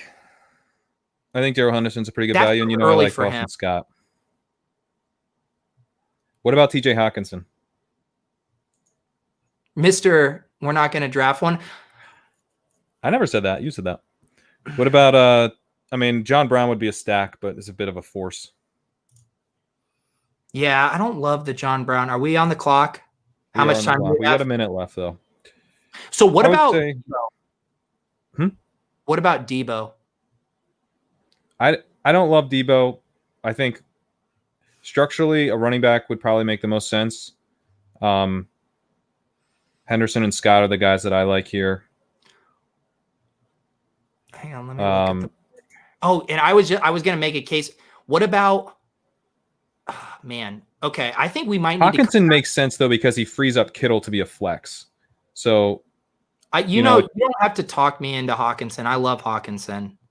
I think Hawkinson is Hunter Henry's available here too. Hunter Henry fell a very good portion here. So you could just as a value play, he would make sense. 15 seconds.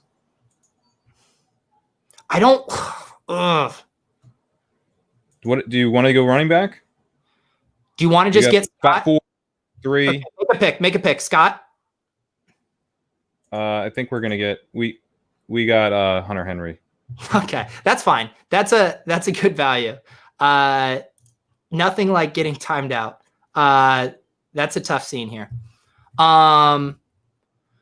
People are mad at us that we drafted tight ends. I think Pat made the case. So when you think about your tight end like a flex, so George Kittle, we drafted over Chris Godwin. We drafted him like a wide receiver 1. So the point that Pat's made, and we made it with Mark Andrews when we, in our main event drafted TJ Hawkinson, is you are flexing that guy. We are treating George Kittle like a wide receiver because he gives us that optionality. And so Hunter Henry isn't my favorite tight end. I drafted him in the Scott Fishbowl when he fell. And I think him going, after Gronk, after Hayden Hurst, after Higbee, to me in the 10th round, I think that's a pretty good deal. Oh, wait, we can do a different pick if we want it. Do you want Henry? Oh, is the chat being nice to us? I mean, we didn't have someone we were trying to get. I don't think that's in the spirit of a rollback. Say we're good with it. Yeah. Oh my God. Look what the cat drug in. All Hi. right. How's it John going? Paulsen, welcome. We just drafted Hunter Henry in a panicked pick. Do you have any love for Hunter Henry this year? I don't think it's going to be as bad as people think with Tyrod Taylor at quarterback relative to the passing game shrinking. So I don't hate it. What round? The 10th. Round 10. Oh, that's pretty good. Yeah. Just PPR, regular PPR, 3 wide receivers, 1 flex, 2 running back.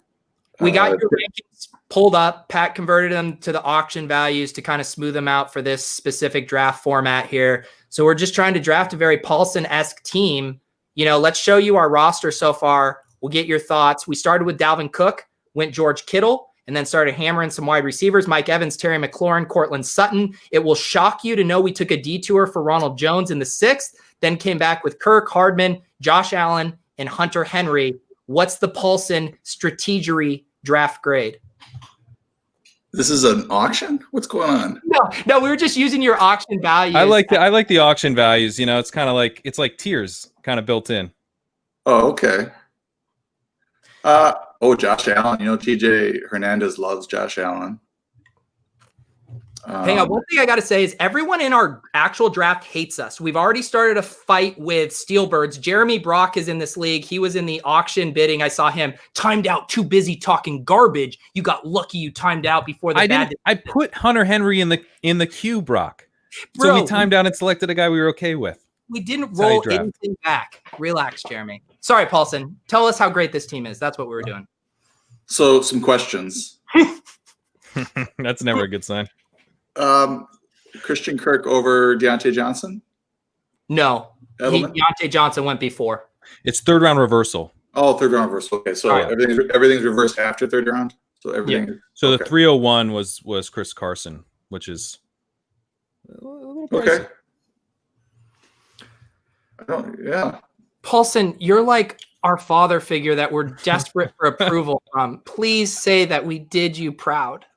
You know, if Mecole Hardman is a starter and plays 70-80% of the snaps, you're going to have a scary team. That's what I like to hear. I would have gone A.J. Brown over Evans. No, you're getting thrown off by the 3rd round reversal again. You said 3rd round. Okay. No. You would have taken A.J. Brown over Evans, so that was available to you. Yeah. Okay, you're right. That's interesting. So you must be really high on Brown. I thought I was high. I have him inside the top 10. Yeah, I have him like 7. I think. Wow. Okay. Haven't you heard about regression? Yeah, I think he can regress with Tannehill hand in hand, and they can still. Plus, he's going to get better. He's a rookie. He was a rookie in 8 last year. So the dynamic that Kay Tompkins is pointing out is all the Periscope people are our 0 RB, modified RB people, and over in the chat is the people that are in this league that just absolutely hate us. They really despise us. It's been great. Paulsen, you told me that you're going to be doing some day drinking today. I want to know, is this post day drinking Paulsen? Because it seems a lot like sober Paulsen. I've only had, this is my number 2. So I was dealing with a router modem issue, so I had to stay together for that. Yeah. How have things been going for you these days? Not bad. I mean, I have to put up with all this Ronald Jones stuff on Twitter, man. It's like 20% of my job now. Just wait until the season starts, John. I know. Get out of control. What's going to happen when he blows a pass block? You know, that's the big question. I don't think he's going to. You clearly didn't read the same article I did. So everything is reversed here, right? So if I'm looking at 7, it's going to the left. Yeah. Okay. I like McLaurin there in the 4th. Hang on, John. He's just the guy we keep loading up on there. I want to make a point about the Ronald Jones stuff. You have kind of inserted yourself into this, and you were part of the opposition, but the tone of your tweets these days is like you've come around. Well, once I heard his calves were so big, I mean, how do you deny that? So you have people in the industry that are take lock people, right? They're not going to change their position. They're going to die on the hill. Mm-hmm. But I mean, once I see that the hype man, the trainer has been working on pass protection with him. They didn't work on it at all last offseason, and he was terrible. So now that they're doing it twice on the weekends, working on the pass blocking, and then his calves are so big. I think the Vaughn going to the COVID list really 2 weeks of that was like set him back too far. And then they signed McCoy. So I think Pat was right that the McCoy was third down pass pro type veteran to have there in case Jones can't handle it. And Jones being the first, second down guy makes sense with Arians basically confirming it. So the sixth round, that's not bad at all.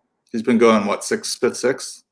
Yeah, that's my thing with Jones is that, like, you know, normally I don't like to take running backs at all. So I've kind of gotten so high on Jones because he's constantly, in my mind, going like 2 rounds below the same running backs that I want nothing to do with. Like, he's very similar to Chris Carson in my mind, although obviously Carson's a bit more proven, but he's coming off an injury concern, and they just signed Carlos Hyde. They're clearly not sure that he's going to be healthy this year. So, you know, I could see taking Carson ahead of Jones, of course, but I don't really get why there's like still a really big gap, a 3-round gap. 3-round difference. Yeah.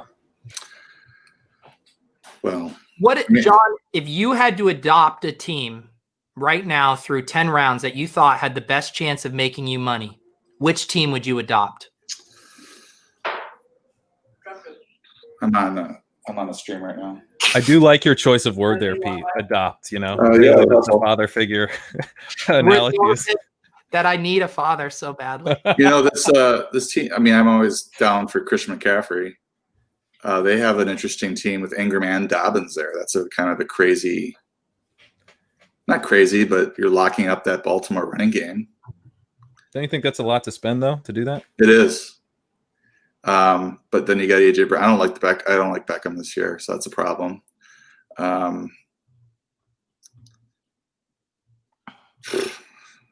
Jeremy, what team are you? Jeremy wants us to know he's done 500 drafts this year. We respect grinding the most of all. Once I know your roster, I can confidently say it doesn't look like you've done 500 drafts this year. Oh, I love you guys. I like the 3 spot. The 3 spot. That's who's the 3 spot? No, we don't know the 3 spot actually. We don't know him. We're trying to alienate everyone in our draft, though. So if you can do something bad about it, it'd be helpful. I mean, Marlon Mack, I don't know about that, but they're going really running back heavy lately in the last 3 rounds. So who are you guys thinking here? The next pick? Are you thinking about it? I say we let John Paulsen do a celebrity pick. Let's show him the board. Pat, have you been updating these? I've been somewhat updating them, and I'm worried he might take his boy. So I can't. I don't want any responsibility here. I can give you the thought, but I don't know. Like, what do you? We want the thoughts. What are you seeing here, Pat? You got to get this updated. You have 2. I'm working on it. John does point out that we only have 2 running backs, and also one of them has a bye week during the playoffs. John, I don't know if you're aware of this. Week 13, Tampa, right? Right. And what's out there? We got Lamar Miller going in the 11th. Okay. Jeremy does say he's team 12. He's fuzzy dog. Dude, Fuzzy Dog and Steelbirds are like best buds. They think they each have the best draft. We were going to come back and keep slamming you guys in a second, but we need John's thoughts on our 11th round pick here. We need a running back, John. We do need a running back. Well, you don't need. I mean, I don't know what you guys are planning to do. I mean, you said 9 straight receivers on Twitter today. So you said 9 straight receivers. Oh, you confirmed it. Don't make it up. Don't make things up, John. Oh my goodness. What's out there? Oh, Vaughn's out there. See, I knew you'd see that. I knew you'd see Vaughn. Steelbirds cannot say anything to us ever again after drafting Lamar Miller in the 11th round. You are not allowed to talk to us ever again. I'd rather have Burkhead. Pete, I think there's pretty clearly a pick here. Oh, Boston Scott goes, Pat. Was that? Yeah, I saw Boston Scott. No, what? Yeah, I saw that he had gone, but I think there's still a very clear pick. We are on the clock, and I think we should take DeAndre Washington. Oh shit, I like it. This What do you is think, why John? I have you keeping an eye on the board while I drink Modelo's. To me, it's a bit early, but certainly a lot of upside there. Pat, Isn't he going like 13th, 14th?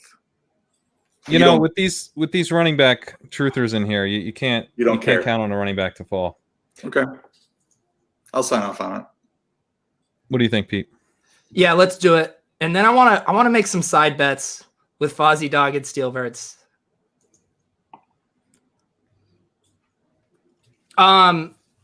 It is. So I do agree with, so this is my thing with, and I agree with Paulsen based on ADP.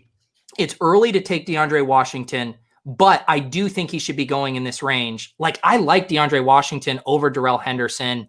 I think he should be going in the Boston Scott range here. So when Scott goes off the table, I just think Washington has so many outs to having a big season. And the camp report out is that he's going to split time with Edwards-Helaire early.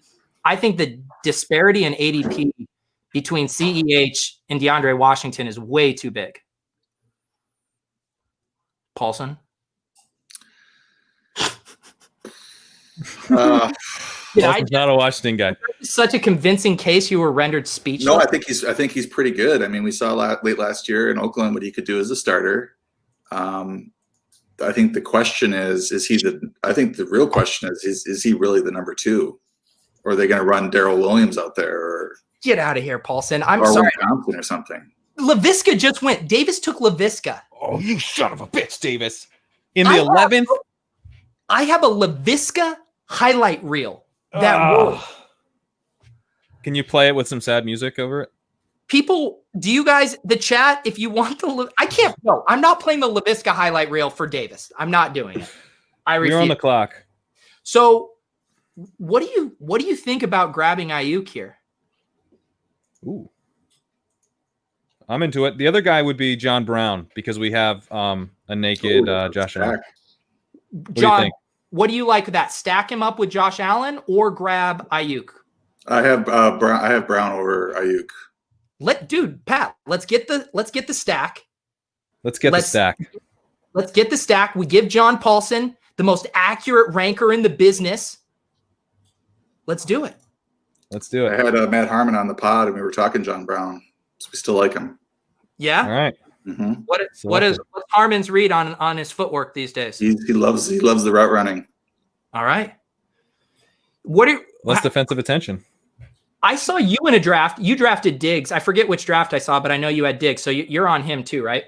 Yeah, in the 6th, I'm okay with that. Maybe late 5th. I'm ending up with a lot of Diggs. He's a really good player. The question is, how quickly can he get in the same page as Allen? Hassan, don't come into our chat and congratulate Davis's team. Okay.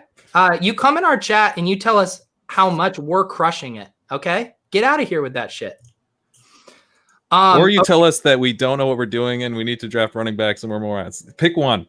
Don't congratulate Davis. Let's check it on Steelers fan. Hey guys, Jeremy is right. You haven't covered COVID depth yet, and you only have 3 RBs. Explain this strategy, please.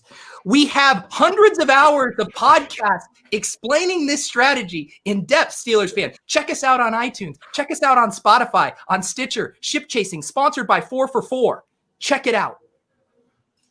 Yeah, and actually, the COVID thing plays into the idea of not investing a ton of our draft capital into running backs, because if COVID decimates a bunch of depth charts, then there's going to be a lot of running backs that are moving into big roles and have a lot of value that are available late and that are available on the waiver wire. Hang on, so Pat. COVID is actually factored in.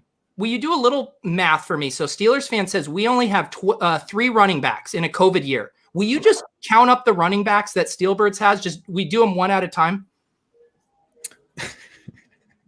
Lamar Miller doesn't count. He has 2.1 running backs on his roster. I love this guy. He's literally has 3 running backs, and he's yelling at us for having 3 running backs. I mean, that is just brilliant. Is Gurley and Le'Veon and Lamar more immune to COVID than Dalvin Cook, Ronald Jones, and DeAndre Washington? It sounds like they might be.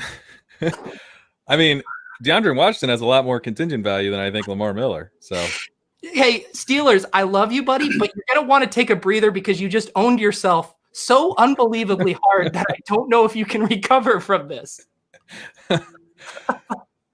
Brandon Ayuk went. Did you see that? That's a bummer. I did, but we made that decision when we took Brown. Yeah, you're right. Paulsen, I apologize for bringing you on while we're just battling the haters right now. We should be giving you more of your guest shine. In fact, I'm going to go for the 3-box views just so we can see more of your beautiful face. No, I don't want any of that. I was happy to look at the at the board and to watch you deal with your haters. John, How many people are in the chat? Like, how many people are watching this right now? thousands. I mean, like 35. It means but fluctuating in the 60s here. Okay. John, what drafts have you been doing lately? You're doing all the industry drafts. I'm in the Apex Writers League. I got invited to that this year to replace somebody, and it went so wide receiver heavy. And I of course, took 2 running backs, Patrick Mahomes and Mark Andrews. So Diggs is my wide receiver 1 in that one in the 5th round. And then I took like 5 straight receivers. So I recovered. I did the pros versus Joes. That was a fun one. And I've got a main event one coming up in a couple of weeks. FFPC main event. Excited about that one. Do you know your draft slot yet? What's that? Do you know your draft slot for that yet? I don't. It comes out the 17th, 2 days. Okay, cool. So a couple questions for you here. Harbs wants to know your analysis on the Patriots guys this year. It sounds like he wants kind of just a top down the entire offense. Paulsen take. All right, I'm gonna give him a pass because he spelled my name wrong. To me, that just shows a sign of disrespect.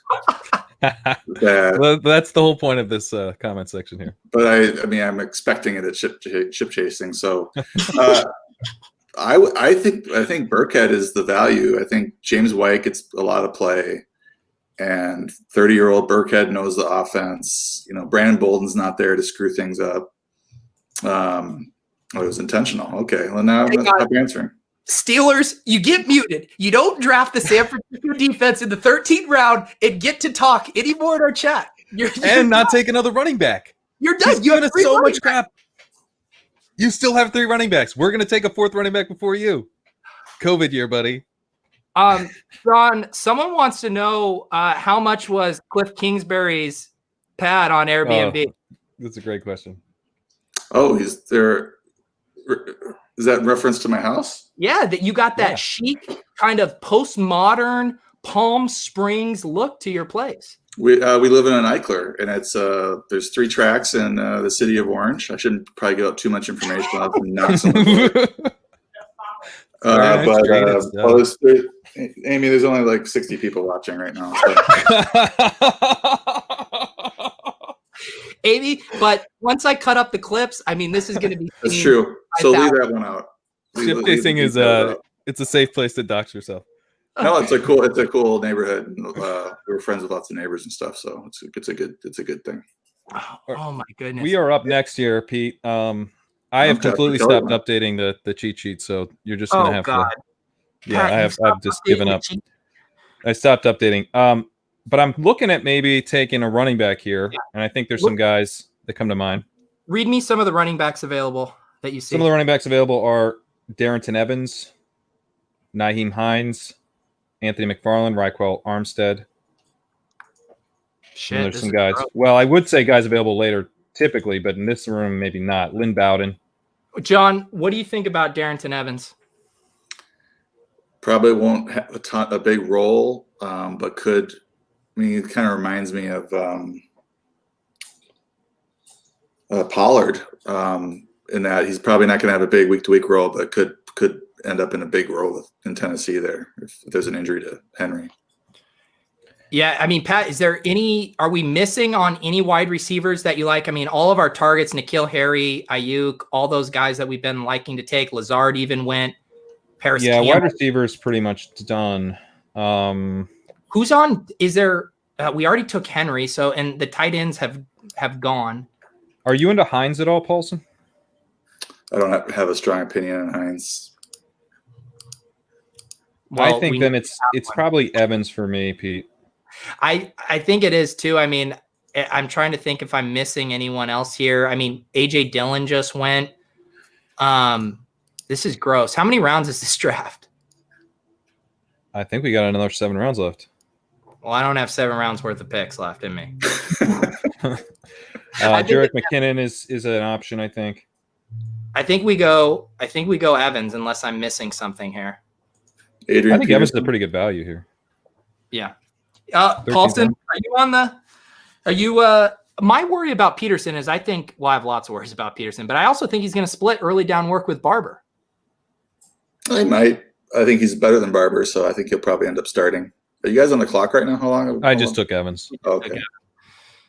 It's been a rough draft. That we're fielding lots of attacks. We've been battling with Davis. We've been battling with the 11 and 12 hole, who are taking shots at us while simultaneously getting after us for making the exact same mistakes that they claim we're making and taking the San Francisco defense in the 13th round. A lot is going on right now. We're also trying to do an appraisal on your house. It's just a lot for me to handle right now. So just another Saturday night for you guys. Exactly. Actually, what I do on my Saturday nights is I furiously Google search houses in the greater Los Angeles area, seeing if I can stumble upon your pad on Redfin. Gotcha. Paulsen, So what's Davis going to do here? He went Anthony Miller? Anthony Miller. That's a good pick. I like that pick. I don't mind it. Paulsen, sorry, what draft slot did you say you had in the main? We don't have it yet. You didn't get the early draft slot? No, we signed up a few days later. Yikes. So you find out on the day of? No, we find out on the 17th. It's the second round of it. Steelbirds, I just want you to know, in a COVID year, Chip Chasing has 4 running backs and you only have 3. You have 2.1. Lamar Miller, the man who told us to worry about running back depth in a COVID year, has Lamar Miller as his 3rd running back. Davis just took Lynn Bowden. You knew it was going to happen. Pat, I think we go McKinnon here. I very much agree. I bet Hong Kong just rams it up us right he now. took Peterson. Oh, See, he's watching the stream. He's getting advice from Paulsen. Fist bump for that one, Paulsen. Appreciate that. I love those boring vets that produce for you. Paulsen, have you ever drafted a true zero RB team? No. Well, I tried it once and it was a nightmare. The season. You have done it. I tried it once because everybody was talking about it, and I can't do it again. It was a nightmare. Well, we don't do it either. We just draft like everyone else, but we call it double modified zero running back. Yeah, I was surprised to see that you had Cook in the first round. That's like, why not Michael Thomas there? Devontae Adams. Well, the workhorse running backs we're on board with. Oh, okay. This draft has been interesting. The pick I don't know about is the Hunter Henry pick. I think if I could have that one back, Pat, I'm probably drafting, honestly, Shenault or I would have pushed for Boston Scott. Or no, Harry had gone, so that wasn't even an option. Is this It T? would have been nice to have a running back. No. Oh, okay. Gotcha. So here's another question as we think through the last picks. I mean, are we going to draft a second quarterback or not? I don't think so. I don't think so either.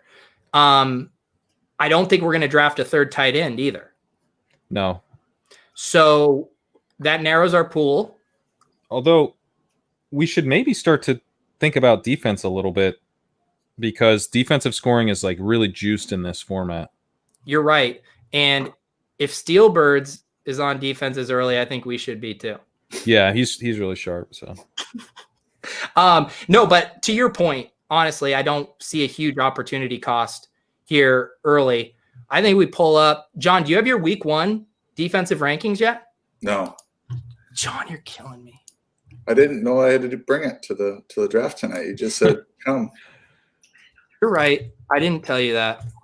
You have your season long defensive rankings. I can tell you let's see here. I did a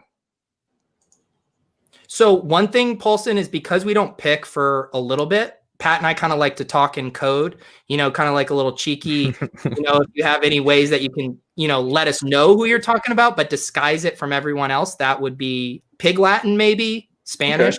Okay. I don't know. I do. You guys are just going to take one defense? Is that what you're going to do? Yeah. This is not best ball, so you're going to take one defense to start? Yeah. yeah, probably. All right, let's see if I can give you a code. Because the scoring is really juiced on how many points you're allowing. So if anything, I think it makes it more matchups based. I mean, obviously, if you could get like an elite defense all year, that'd be great. But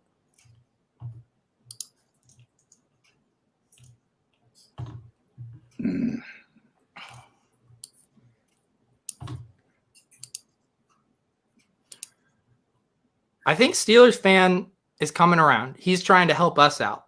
He already has his Oh, look defense, at this. but he's giving us the Chargers on a silver platter. The Chargers is who we took in the main, isn't it? It is, yeah, because we were targeting Burrow. They are at home, I believe. But John, do you think Burrow comes out of the gate? They're at Cincinnati. Yeah. Yeah.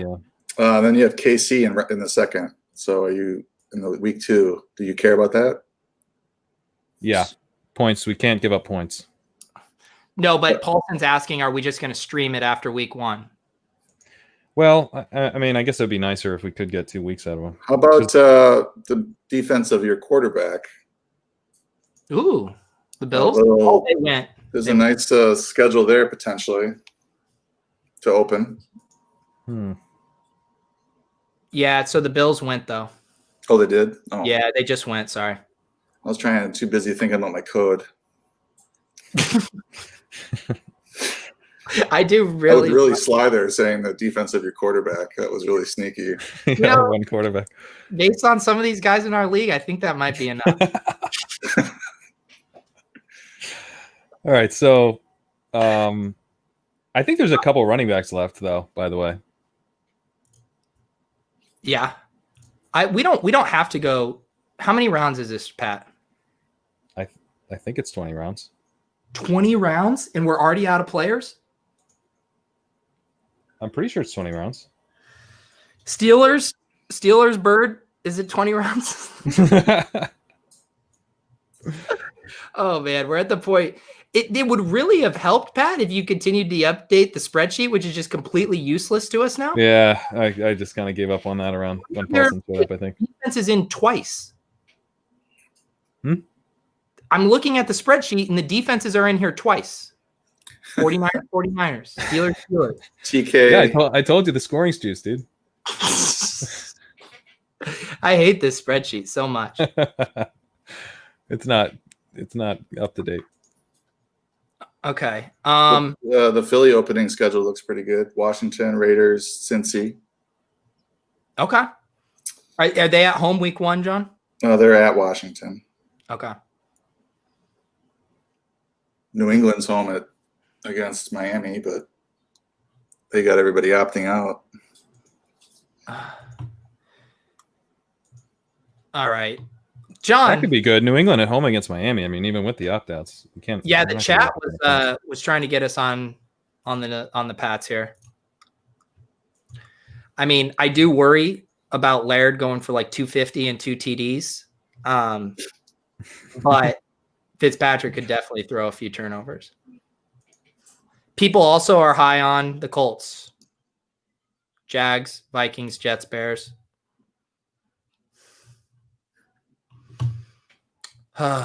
This draft, I mean, it got so gross so fast.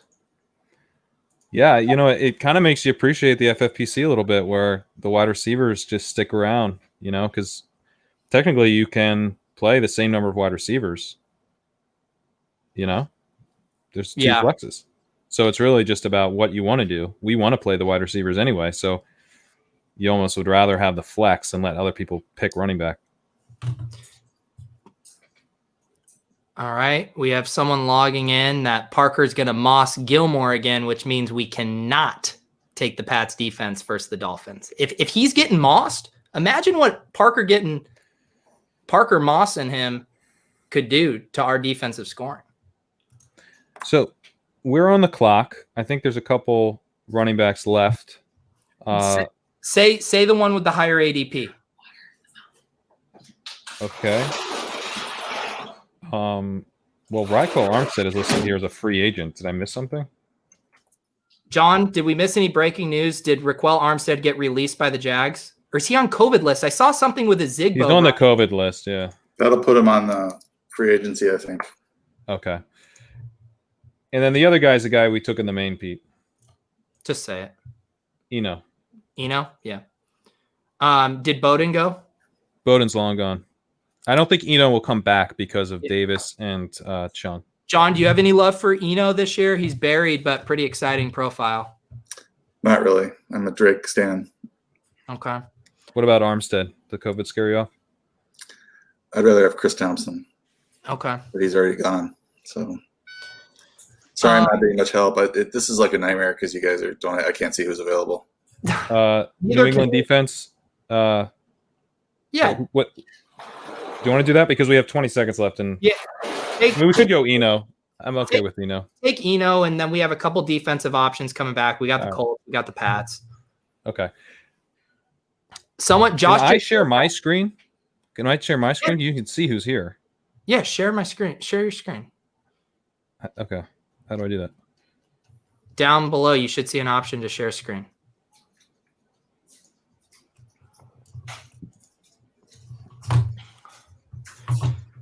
John, is your wife gonna leave you for spending your Saturday evening like this?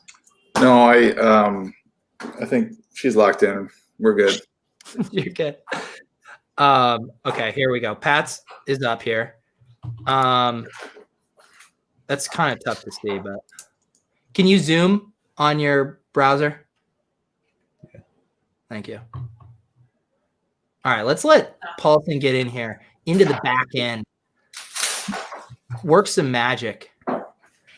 They Josh did point out that when they go on COVID, they get coded as a free agent. So that makes sense. That makes sense. Yeah. Lazard is long gone, Kevin. Long gone. 12th round. So you're sorted by ADP there. Yeah. We could go by position. What are you looking at? What do you want? Defense or? We need defense. We need running backs still, I think, because we went so light early. All right, because I don't have that board up. After we took Eno, Antonio Brown went, New England defense went, Darrell Williams went, Eric Ebron went, Larry Fitzgerald went. This is truly a disgusting zone. I'm not here for any Fitzgerald. Hang on. Slander. I got a guy that Paulsen liked, that he's already mentioned on the stream, that I like. Rex Burkhead. You good with that? You like that, Paulsen? Might be your week one starter. And then that's a direct shot. That's your direct shot at the Lamar Miller owner, who you guys are already. Oh, you know what? That's so true. Let's take Burkhead and go after Steelers. Okay, I'm gonna send it back to my to the board so people can see here what's going on. I mean, I'm not sure this is smart drafting, but it's definitely high T. I mean, I think we have double the running backs that Steelers has right now in a COVID year, no less. I mean, I think Reichwell's still pretty solid, but I guess the COVID thing hurts. I like Burkhead here. My thesis has been these teams that we're drafting. I mean, we're still like 3.5 weeks out from the season start. We're still going to see a lot of turnover, a lot of uncertainty. I just want as many of these scratch off running backs on our bench as possible. And none of them are super sexy in a vacuum, but when you add them up and just give ourselves that many chances at them, I like it. And we can churn these guys. We can cut them week one. We have $850 of fab to work with. Paulsen, did you see that for in this format that we used our fab to bid on our draft slot? Oh. What would you spent 150 on the 5th pick. The first pick was 510. Do you bid to pick your spot, or you bid to get the 5th spot? 15 seconds left. Are we good with Burkhead? Burkhead, do it. Okay. And Steelers fan already admitted he won't even lie to us. We've gone through a lot tonight, but he won't lie to us that he was going to go Burkhead. We've come a long way, Steelers fan. We're going to have you on the pod next week. It's going to be great. RB count, chip chasing 7, Steelbirds 3.3. What were we saying? What were we talking? Paulsen, yeah. What would you, because you could have basically your pick for like 550. You can have whichever one you want. Would you be looking to hoard your fab? Like how much would you value that in a COVID year? I think draft spot ends up being overrated. People spend a lot of time thinking about what spot they want. This gives you this advantage, and then things just blow up. Like a guy gets injured, or you get forced into the 9 spot, and then the person you get there is great. Or so you just sort of whatever you're given, you just make your best plan and go with it. So wouldn't would you spend a lot of basically money. like not bid any fab and just take whatever the? I mean, I think I probably would go after the first spot because McCaffrey, I think, super valuable, and it's nice having. Well, this is third round reversal, so you don't get that benefit of the 2-3, right? Yeah. Because there's a little talent drop off in the third, but if it's reversal, then it doesn't help you having that third round pick at 312. So. Yeah. So I got to put the screws to you because it seems like you're dancing around it. Would you pay up half of your fab for one? No. Well, I mean, this is so now you don't have fab for the year. Yeah. I mean, it's so valuable being able to get guys off the waiver wire that I think you're overthinking it if you're spending a lot of money on your draft spot. So it sounds like you're saying is you would maybe spend as little as possible to get a bell cow RB and kind of do what the ship chasing guys did. Yeah, not one with a bad shoulder who's threatened to hold out, but he's not holding. That's over with. Quotes. He said he didn't mean it. He said he takes it all back. You're probably good. You're I'm not worried about the shoulder. You're worried about the shoulder? You are. The frequency of re-injury on that's pretty high. You could talk to Dr. Edwin Porras. Is that his name? You know what I'm talking about? Yeah, I mean, there's so many fantasy doctors. It's hard to keep track of all the X-rays they're sending me. I can't get through all the MRIs, John. Okay, John. All right, I'm going to share the screen here because we got some defenses coming up, and I'll stick around for one more pick. Yeah, we don't want your wife to leave you. Can we get some hot kicker takes from John? You got any kickers? Is this a kicker league? Oh yeah. oh yeah. I love kicker league. What kicker should we add to the queue? I like Zerline, Greg Legg, kicking for Dallas. All right. But if you want like a cheap guy, you can get like 12th, 11th or 12th. Let's see. Oh, we're in the 17th. Fairbairn. Young-Hoo Koo. Oh yeah, we drafted our other main. Matt Gay, maybe. Yep. What do you how do you do pull us behind the curtain? How do you do your kicker? Well, there's not a lot of great indicators on kicker scoring from a draft standpoint. I think from a weekly standpoint, it's nice having a kicker on a team that can score points. And then if you can't get that, then I like teams that are run oriented that have bad quarterbacks that can move the ball, but then they stall in the red zone because they can't punch in the end zone. So for a long time, that's what the Ravens were with Justin Tucker. I like it. I thought you were going to bust on us and say we should take the Bills kicker. Fozzie Dog is listening. He's listening. He's done 500 drafts this year. He's not going to let Greg Zerline slip to the 18. John, how many drafts have you done this year? 500? No, I'm not a massive drafter. Probably 30, 40. Wow. That's all it takes to be the most accurate ranker in the world. Just 30 drafts. There goes Zerline. Yep.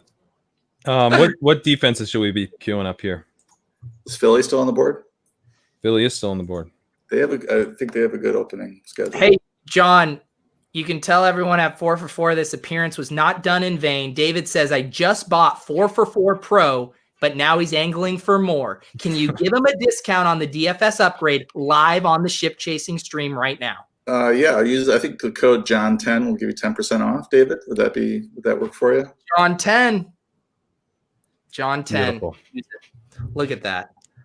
Look at that. Making things happen. When I slid into your DMs and I said, John, if you come on this show, I promise you will result in just sweet, sweet dollar bills getting stuffed in your pocket. Pat, are we drafting a kicker here? Is there anyone else even remotely on our board? Yeah, I like Reichwell still. Am I crazy? Is it a COVID thing? Should I be scared off? Should we go with Zigbo? He is a free agent right now, according to the league. How do you guys feel about the New Orleans defense? Problem is they have Tampa at home, but I don't think that's a real dangerous matchup week 1. Literally Googling Vegas and then the Packers at home. Are the Colts still on the board? Because we were talking about the Colts early, and are the Chargers went. So I appreciate Paulsen bringing us back to the defense conversation. Let that slip. I think defense might be a good move here. Looks like Ezigbo might be running ahead of Armstead right now, so maybe avoid him. Let's see. What do we want? Paulsen, do you like Colts or Saints? I like the whole Saints team, and I like the defense, and I like having a defense from a team that scores a lot of points. We are going against them. We've got 2 Tampa Bay guys who are going to start week 1, so I think from this team, it's not ideal.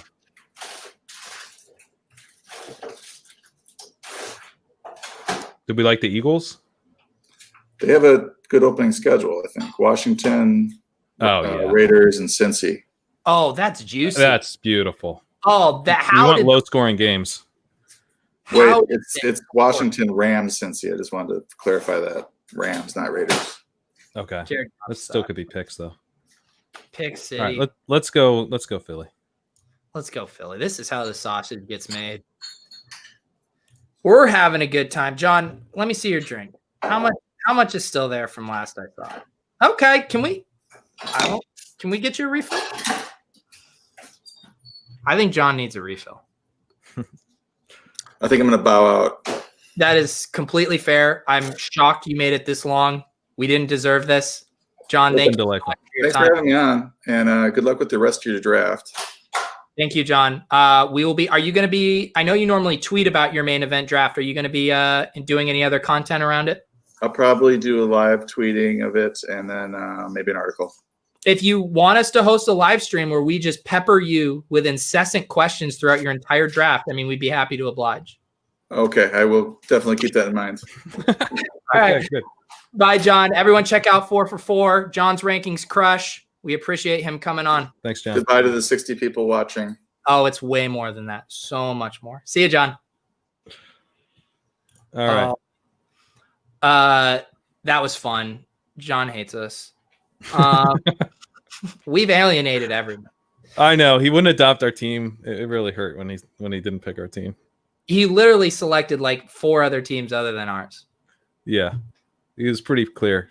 John has like a very dry sense of humor where he sort of he's incisive, but you have to realize that he's just cut you to the core. Is Steelers fan just trying to trigger me? Steelers fan is very happy with Jeremy's move to have Chris Carson as a handcuff by getting Carlos Hyde. Oh God. How do we lose, Pat? How do we lose? We're up next year. We are up next. You're still looking up Ezigbo. I kind of want a Ezigbo now, dude. I just want to bet against Fournette. I think Fournette's awful. Oh, Benny Snell was still there? I love Benny Snell. If you would have just updated the fucking spreadsheet, I would have known. I've been streaming this. You could have seen Benny Snell in the running backs. I can't see anything. I'm looking at it literally looks like little ants on my screen. Oh, do I need to make it bigger? You can't see it? Is that big enough for you, Pete? I had a fucking optometrist appointment. What do you want to do? You want to go with Ezigbo? Is he going to go Ito Smith? Oh, Ito's there? Take Ito. Yeah. Take Ito. What's the buy-in on these? Too much. $300. $300. Kevin, based on the price point, or is it $350? It's $300 or $350. I can't remember. I'll let anyone into these things, from what I'm saying.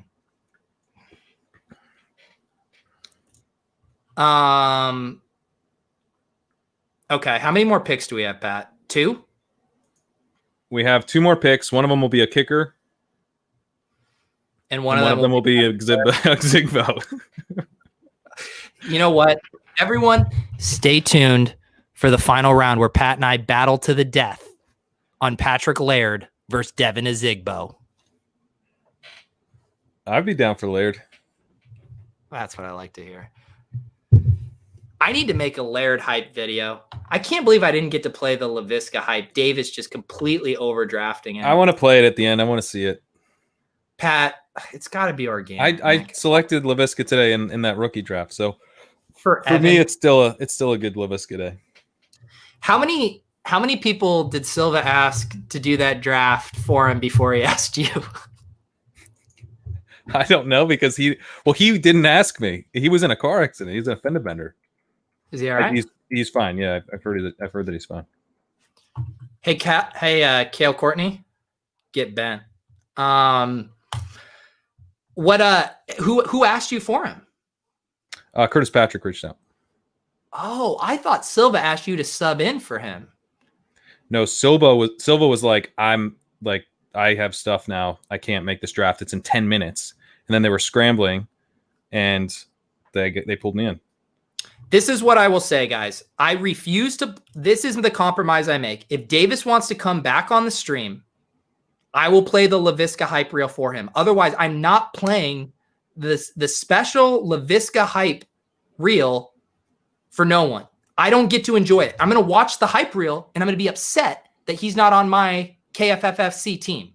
So this is a masochistic exercise that I will not indulge, but I will if Davis comes on the stream so I can make fun of him. Let's check in on Davis's team so far. Well, before we do, I'd like to say something. Why don't we take Miles Boykin in the 19th round? Because Davis wants him. I don't mind that. I don't mind Antonio Gandy Golden. Like if you want to make a play. Oh, no, we have McLaurin already. Never mind. If we wanted to stack, I don't want to take a third tight end. I was going to say we could take Dawson Knox with Allen. Yeah. Eric? Eric? Cut up your own Laviska hype reel if you're going to trash mine.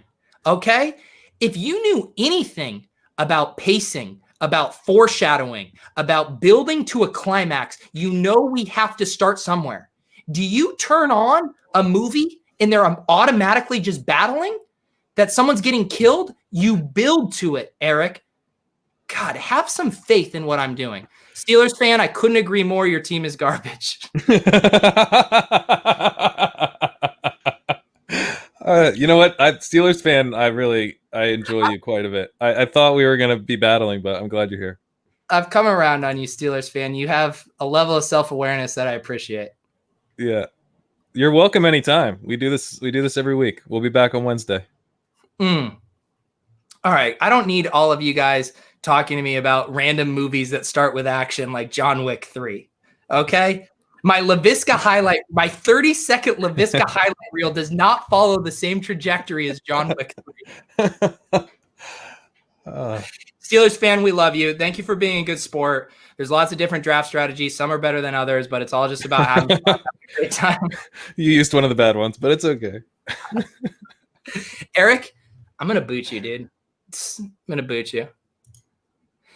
Anytime you can snipe Davis on the Ravens' 5th receiving option, you got to do it. I'm not quite drunk enough for a review like that, but this has been a truly wonderful time. We do need to draft a kicker, though. Yeah, well, that's what the 20th round is for. Blair's not on this team, so we don't have to draft a kicker in the 14th. I mean, yeah. Steelbirds is up to 3.6 running backs with the addition of LaShawn McCoy. LaShawn McCoy, that feels personal, dude. That's a Rojo. Yeah. You're going after Rojo. McCoy has a playoff bye, dude. I don't even know if that helps you. Steelers fan, will you admit in the chat that we put you on tilt so much that you forgot to draft RBs yourself? I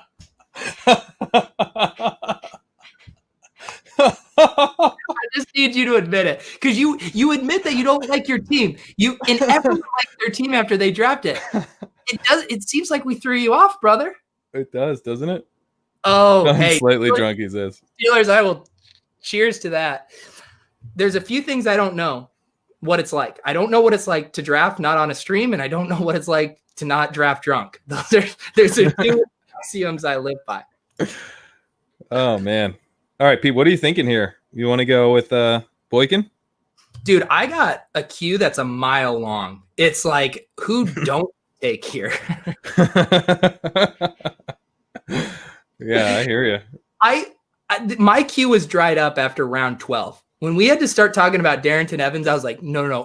We're in the Darrington Evans territory right now? and it's been all downhill ever since there. Yeah, I'm with you. Although you should have mentioned Benny Snell, man. I didn't know you wanted. I don't know it was either because one of us had a job to keep our little spreadsheet up to date, and let's check the top of the spreadsheet right now. And let's it was the last time it was updated. Alexander Madison. See, well, we should draft him, dude. That's a good value. Yeah, although that's a Cook handcuff, dude. We shouldn't handcuff Cook. But dude, if you can handcuff him in the 19th round, like there's not even that much downside. This is a good one for the super fans. Better drafters, Steelbirds or X? Well, I mean, you know, it's probably Steelbirds. I believe the Philly defense. Yeah, the Philly defense is already gone. Take the second Eagles defense. Oh yeah, because Pat's fucking spreadsheet has everyone in there 10 times. Yeah, dude, I told you, man. The second, it's just a reminder to pay attention to the defense. Honestly, we can't prove that Steelbirds is an X. We can't. A man, although X would vomit if he saw the running backs that Steelbirds had. I mean, X needs at least 7 running backs. It's true. So Young Hoo Koo goes. I mean, we're at the point of the night where I'm upset about getting sniped on Young Ho Koo. Yeah, so we could be looking at a kicker we don't love. I mean, we could take Fairbairn here. That's one of the guys Paulsen pointed out to us. Steelers fan says he's been sniped. I think 12's team is legit. All jokes aside, you guys like this team as much as me, especially 12. All jokes aside, I hate both of your teams. Yeah, dude. I mean, like, Team 12 is just not a team we would ever build. That's just not what we like to do. Wait. We're on the clock, Pete. Okay. Do we want a kicker? Take a kicker. Why don't we take Boykin? Okay, take Boykin. I don't care. I'm down we to at least get a peek, you know, see if takes a little bit of a jump. One of the draft guide manifestos for ship chasing is you take a peek at somebody. Now, or we could take a Zigbo. I really like fading Fournette. Okay, take a Zigbo. I literally do not care. But when you think about it, you know, Boykin has merits too. I'm just fucking with you. I'll take a Zigbo. I'm more interested in where Wangering is. He says it's 5 a.m. here. Why am I watching this? I want to know where it's 5 a.m. because I believe it was Ray Chung is drafting. See, Ray was worried about our ship chasing draft time. Wang, you're in the Mideast. Are you in this draft or are you just watching this? Where are you in the Mideast? I want to get you on the stream, brother. I'm going to send you, Wang, I'm going to send you the invite to jump on this stream because I want to hear your story. Some guy today, Pat, DM'd me. Hang on, why can't I spell this? Pat, will you read me his username? Wang? Yeah. WENGERING. All right. Wang, I'm sending you the link to join our stream. You don't have to do this. I don't want to make you uncomfortable, but I would love to hear from you. Someone today sent me a Laviska hype reel, and it just said, enjoy. That's awesome. It's just my DMs. No, I will not be interacting with my in-laws tonight. I am a little toasted for that. Ship chasing without borders. Team 1 took Boykin from Davis. Nice. Wow, Davis didn't take Boykin. And then, wow, Team 1 took Boykin and Thompson. Ooh, Justin Jackson's a good pick there in the 20th. Yeah, that's a nice 20th round pick for sure. All right, we need a kicker. Well, Fairbairn's the guy that Paulsen suggested, so I say we go him. I mean, I would take a bullet for Paulsen. All right. Well, then let's take a kicker for him. I'd take a kicker for him, much less. All right. It's been selected, guys. That's the team. Jeremy, I apologize for everything bad I said about you. Yeah. I take back at least 10% of it. Everything else, I still stand by. Can you scroll up? I want to see the rest of Jeremy's team. Do you? Well, I don't, but just for... Well, so here's the thing, Jeremy. Like, we were always going to be a little bit upset with you because we like to start with Adams and Hill in that 12 spot. We love that start. Great start. I mean, you got Adams falling to you. That's awesome. Hill's a really nice pick there. I think he's a better pick than Hopkins. Pete, you took Chris Godwin there, so I don't know if you're as hyped on that pick, but I gotta go, Pete. You go down the fort. Then when you're in the third round, I think we're taking like 6-7 wide receivers over Carson. Like, we just really don't like to take running backs in rounds 3 and 4 or rounds 5. We also hate Leonard Fournette, and we don't like James White. So that was going to be tough. And, that's kind of like why we were getting on Steelers fan too, because Le'Veon Bell and Todd Gurley in round 3 and 4 are tough. Basically, the bust rates for rounds 3, 4, 5, 6 end up being pretty high at running back. Last year was a good year for those running backs. But going forward, I expect things to look a lot more similar to how they looked in the years from 2015 to 2018, when those rounds were absolutely crushing teams. So if they took running backs in those rounds. So, we made an exception for Ronald Jones, who I'm super excited about. But overall, that's why we were so disappointed that you went with Carson and Fournette. Okay, yeah, let's review Davis's team. But I'm going to share my screen instead of Pete's. I dare you. Oh, you got it. Pop off my screen. I fucking dare you. All right, let's review Davis's team, Pete. All right. Okay, so I like this overall construction. I mean, this is how we started our main event draft. Elite running back, DJ Moore and Mark Andrews. He gets his guy Amari Cooper, DeAndre Swift. You could tell his buddy talked him into Swift over Akers. You could also tell with the Amari Cooper he was setting up for the Dak stack. He doesn't get that. He sees the wide receiver run coming. He grabs Will Fuller, nice pick. This is where he starts to panic, Pat. Marvin Jones and Zach Moss. Yeah, well, the Zach Moss pick is a good pick, I think, because that's at the end of round 8, right? Yeah. So that's not a bad pick at all, but it's just so not a Davis pick. And Davis is more than welcome to join the stream right now. If he doesn't, oh God. Oh, here he is. Oh God. What's up, boys? What's up? Nice draft. That went well. I do agree. The chat was giving us a hard time for going Harry Newton. I agree that Stafford Hawkinson would have been better. I don't actually agree with that. I like Harry Newton there, and you guys I kind of like it. Andrews. I like Harry Newton there, honestly. Well, yeah, but we already had Swift, so it would have been a more correlated bet. I was thinking about how we should have gone Brady for the same reason, because we have Evans and then we have Rojo. This is a much smaller field than the football guys thing, though. Like, we don't need to run to the bathroom. I did think about that. Like, it's not even 1,000 teams, right? Way less than that. Yeah. Yeah. Davis, do you want the Laviska hype reel? The chat told me I had to come on to get it. All right. Pat, what do you do? Are you changing? Like, why did you just cover up your webcam? All right. Why Pat's changing? Because Davis drafted our guy, Laviska Shenault. Here you assholes go.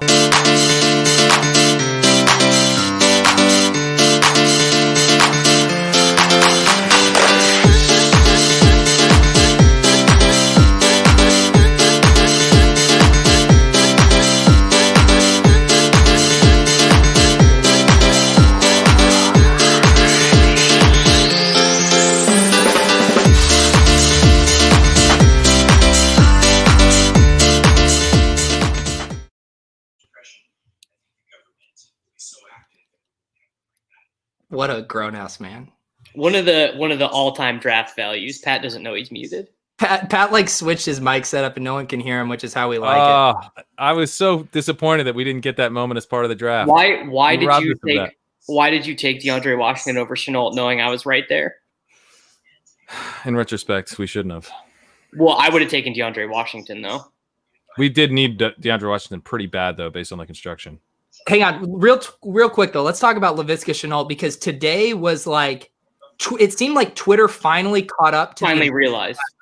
Yeah. Like all these hype pieces, it's like Some of us have been here drafting Laviska in the late second of every fucking dynasty draft since March. But it's nice to have everyone on board here, but the price is about to go through the roof. Pete, can I tell you that one of the things that really frustrates me most in life is when you reply to one of my tweets and it gets more likes than the original tweet. Dude, I saw that. Pete had a really good one today.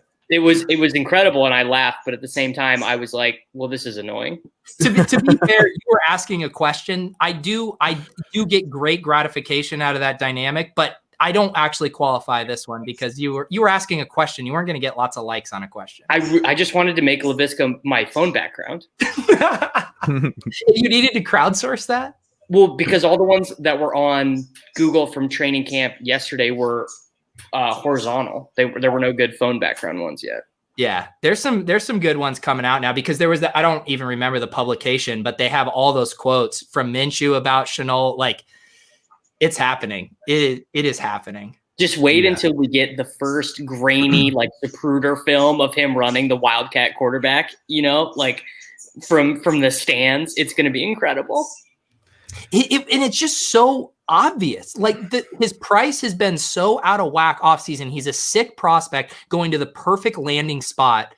I just don't know why everyone was so late to the party, but it's great to have him. Well, it's great. It's weird to me that everyone sees it with Rager, and Rager in sharp drafts goes in the 9th rounds. But if you're in like kind of a duller draft, like you can literally get Laviska Shenault in like the 15th round. For sure. Well, I was pulling up one of the first drafts I did this offseason. It was the one we did on Drafters. We did that industry league with just that I forgot about and auto-drafted. Yeah, you auto-drafted. But Davis, I drafted Laviska in the 20th final round of that draft.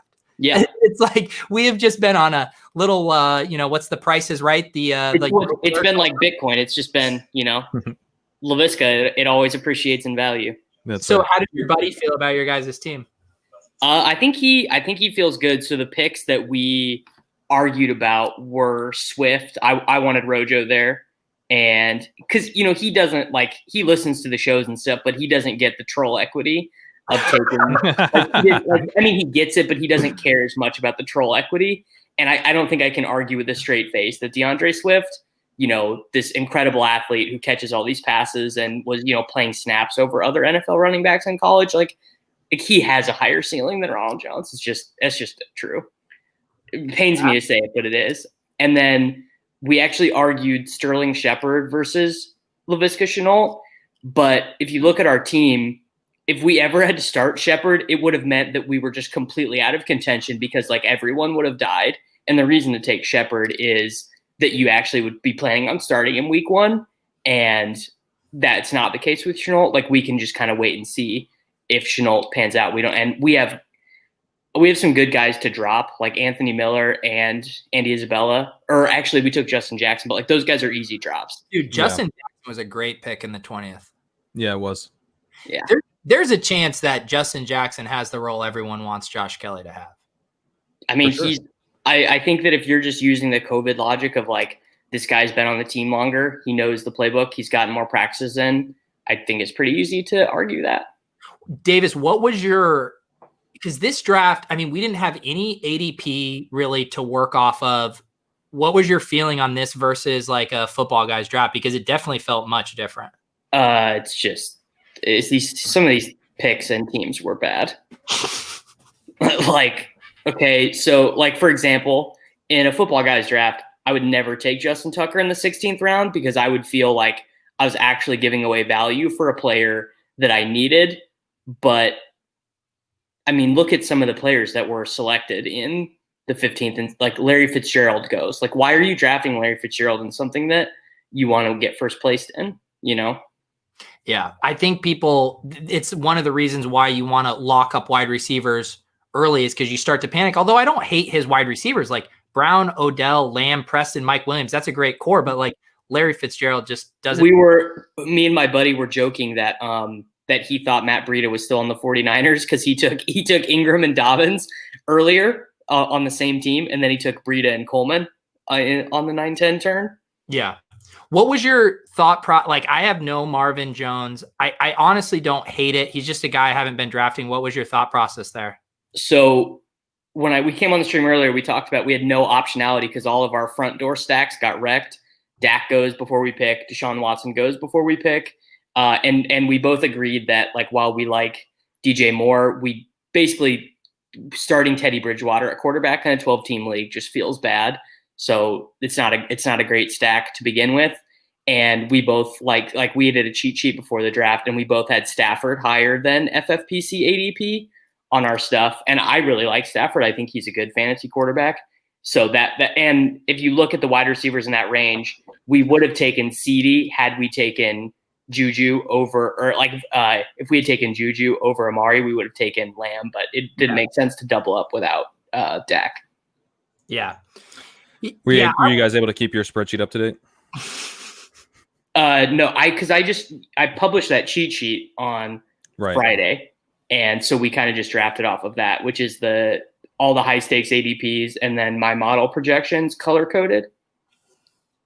There's the plug. Check out Davis did an article on Sports Grid. You don't have to plug it. It was a good article, and why I think it's a good article is because it reflects the things I think, and therefore it's but here's the question: did I write enough words? Was it long enough? Well, what was you could weird, tell you put the work in, Davis. The thing for me is I just like to know in the tweet how many words it is. That kind of if I want to check it out, and it kind of shows to me how much time you put into it. So next time, if you could say, I mean, what are we talking about? It was probably like 2,500 words. I don't even have even 3K in my editor. I might have to throw it in Microsoft Word and just peep that word count after the show. Okay, I was drafting the back half of the draft on my phone, so I didn't get to listen to the stream. When you guys took Darrington Evans, were you not concerned that all the robust RB haters pointed out to you today that he doesn't have a clearly defined role on the team?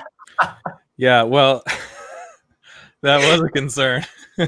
It's like, it's so funny with those arguments. It's like, we are literally trying to target backfields where there are not clearly defined roles. That is literally what we're trying to do around here. And the other question I had is, are we at peak Jerick McKinnon hype? Is this like, so like the time to buy the dip for Jerick McKinnon was like when it became clear that he was going to play this year and like not going to retire.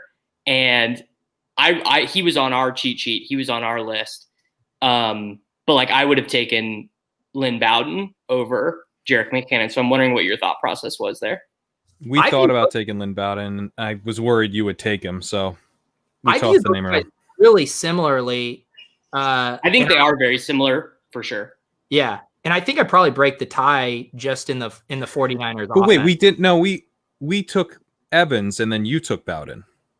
Oh, we didn't have I just read the board backwards. Yeah, that's right. Okay. We would have taken Bowden over McKinnon. Yeah. Just by the decision I was thinking of was the Evans versus Bowden. Yeah. Yeah. And then what did you guys think about Darrell Williams at 15? I mean, I don't really see it, but I'm never gonna begrudge anyone for taking shots on the Chiefs. Well, do you like the father of evolution more? Because I think if AJ Dillon is going to be going in drafts, then like that's around the region where either Darrell or Darwin should go. To me, I definitely prefer Darrell over Darwin because the Chiefs kind of told us that. Like they had that chance last year and they greatly preferred Darwin played in the Super Bowl though. I mean that's got to be on the record. Has anyone even watched the Super Bowl recently? Like how could you confirm? Let me tell you, I got absolutely robbed that Damian did not win the MVP. That was my main takeaway on rewatching that game was that bet should have paid out because not only does he have the game-sealing rush, but really the only reason he didn't win it is Mahomes scores that 1-yard touchdown instead of pitching it to Damian. Yeah, no, it's like right on the top of my memory. So, Pat. Yeah. Yeah, I don't mind the Darrell Williams pick. And when Paulsen was on, he when we took DeAndre Washington, he brought up Darrell Williams as a potential concern. Yeah, just because, again, operating on the COVID theory of like Darrell Williams has been on the team for longer. Yeah. What's more impactful though, the COVID-19 narrative or the shower narrative? Yeah, it's a good point because DeAndre Washington has a strong shower narrative. I think at running back, I want the shower narrative actually, and I want the guy who catches passes. Well, because quarterbacks do tend to be like, I want to play with this guy, right? Right. So I don't know. I mean, Darrell Williams, I'm not sure is that guy. He's had a few chances to become like a big time player in that offense and never has. But whatever, we had already taken DeAndre Washington. So did we end up getting head-to-head challenges from Team 11 or Team 12, who's already cranked out 500 drafts this year? Team 11 really came around and ended up being one of my favorite people in the chat. Even Team 12, though I think, is Miller still in round 11. Yeah. He came around, but I will say, I mean, just a magnificent own saying you only have 3 running backs in a COVID area while only having 3 running backs yourself. I mean, how do you type out that sentence? Davis, where do you think I feel like we kind of lost the thread a little bit with the Allen Henry picks. Do you agree? I mean, I feel like when Pete feels uncomfortable after round 8, he gravitates towards Henry because it can't be that bad. Like, no one will say that it's bad because everyone remembers how great he was 2 years ago. But I just feel like he clearly is. He's got like all these external forces pressing on him. Like, he's got Mike Williams, he's got Keenan Allen, he's got Austin Eckler, he's got the QB uncertainty. Like, he just has all these things. Just I don't know. I don't know why Pete always does it. It's just a safety blanket.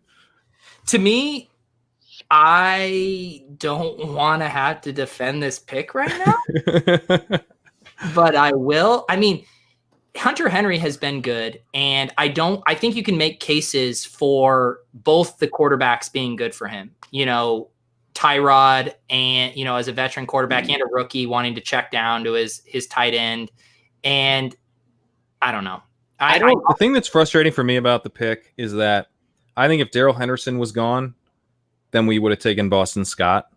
And if Boston Scott was gone, we would have taken Darrell Henderson. But the fact they were both there, we sort of had we were kind of frozen. And then it's like, well, I guess we could just take Hunter Henry and then Kittle could be our flex. Like, that's kind of nice. So we sort of we should have made a decision on the running back. The other thing that could have happened is if Cohen fell to us, I think both Pat and I wanted Cohen, and then we take Tom Brady coming back for our Rojo and Evans stack. Yeah, are you guys sweating it being unstacked? It doesn't seem like that big of a deal, really. Oh no, you got John Brown. Never mind. We got John Brown. Come back and get John Brown, yeah. Which a guy I haven't drafted, but I don't mind it in the context of this team wanting a little more wide receiver depth. Well, and especially because week 1, you'll actually probably start him over McCole Hardman, who was great on pick.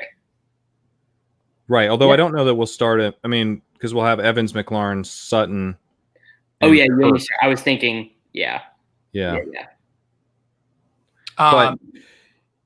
if you want to blow up week, I mean, in here, Josh Allen, I think is one of the guys you can not worry about as much stacking because he has the rushing equity, and I would rather just to have. It's sort of a nice to have where, if we have the bye weeks, we can throw in Brown and hopefully get some real spike weeks. Well, and it is nice to have the quarterback that you have the optional stack with that you don't feel bad about starting unstacked because they can score multiple rushing touchdowns. So I think that's a key if you're going to go. That's what you have. Yeah. Yeah. Because, Harry, we obviously love Harry, but he might not be an immediate starter. Yeah. I think, again, if we were starting Harry week 1, something probably went wrong. Yeah. Davis, I forget. Apologies if we already talked about this last time you were on. But what happened to changing your mind about not wanting to conserve your fab money in this format? Basically, I kind of just took a look at my projections, and I have CMC and Barkley. 50 points. I have McCaffrey 100 points better than anyone else, and I have Barkley 50 points better than Elliott, Kamara, Cook, Clyde Edwards-Helaire, and Miles Sanders. Yeah. That's what we were wrestling with at the beginning too. It was tough though also I listened to your guys' show when I was in the car on the way down here to Kansas City, and you guys talked about the bid reports from the last one of these that happened. And I just, like you said, they were going for 600, 650, 1 and 2. So I was like, well, this is just a relatively good price. So we should bid it just kind of on principle. Yeah. That makes sense.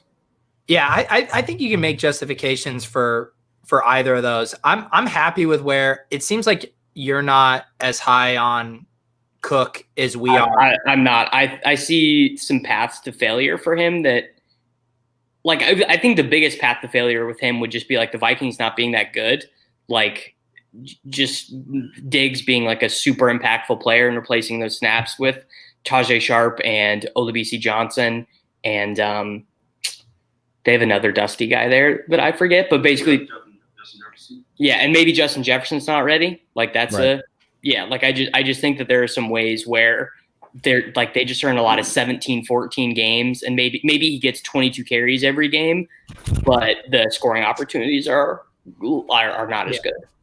But the other thing that what I like about, and I agree about those risks, but he's insulated in that no one's going to steal his pass catch work in negative game scripts. Like I think he's still going to be out there even if they're bad. And I just think that gives him a super high floor. Pete didn't see the muscle-bound Mike Boone pictures from training camp today. He doesn't catch passes. Mike Boone isn't catching passes. Yeah, he doesn't catch passes. You try telling it Mike Boone he can't catch passes. Look at those arms, bro. All right. I think we need to shut this stream down. I'm heading out, boys. All right. David, thank you for joining us. Chat, thank you guys for joining us. Keep an eye out. Pat and I will be back. We might have some more draft streams down the pipeline. Davis, thank you for coming. Thanks for doing it, boys. That was good. I've always wanted to play in a state football championship. That's right. I know we are about to mail become that check. the Kings of Kentucky. Thank you. I do remember to mail the check. Yes, Yeah, make sure to mail the check, Davis. This might get voided. Asterisks. Thanks to the team. Thank you to Farrell Elliott, the KFFSC. Thank you to John Paulsen. Thank you to 4for4. Thank you to the chat. Thank you to Steelers 23232323, to Brock, to everyone we alienated, to everyone who loves us. Pat, any final words? No, thanks for jumping on with us, guys. This was a lot of fun. I like this format, and it was really good to check it out live here with everyone. All right, we'll see you guys on Wednesday for another stream. Stay tuned for details on that. Peace.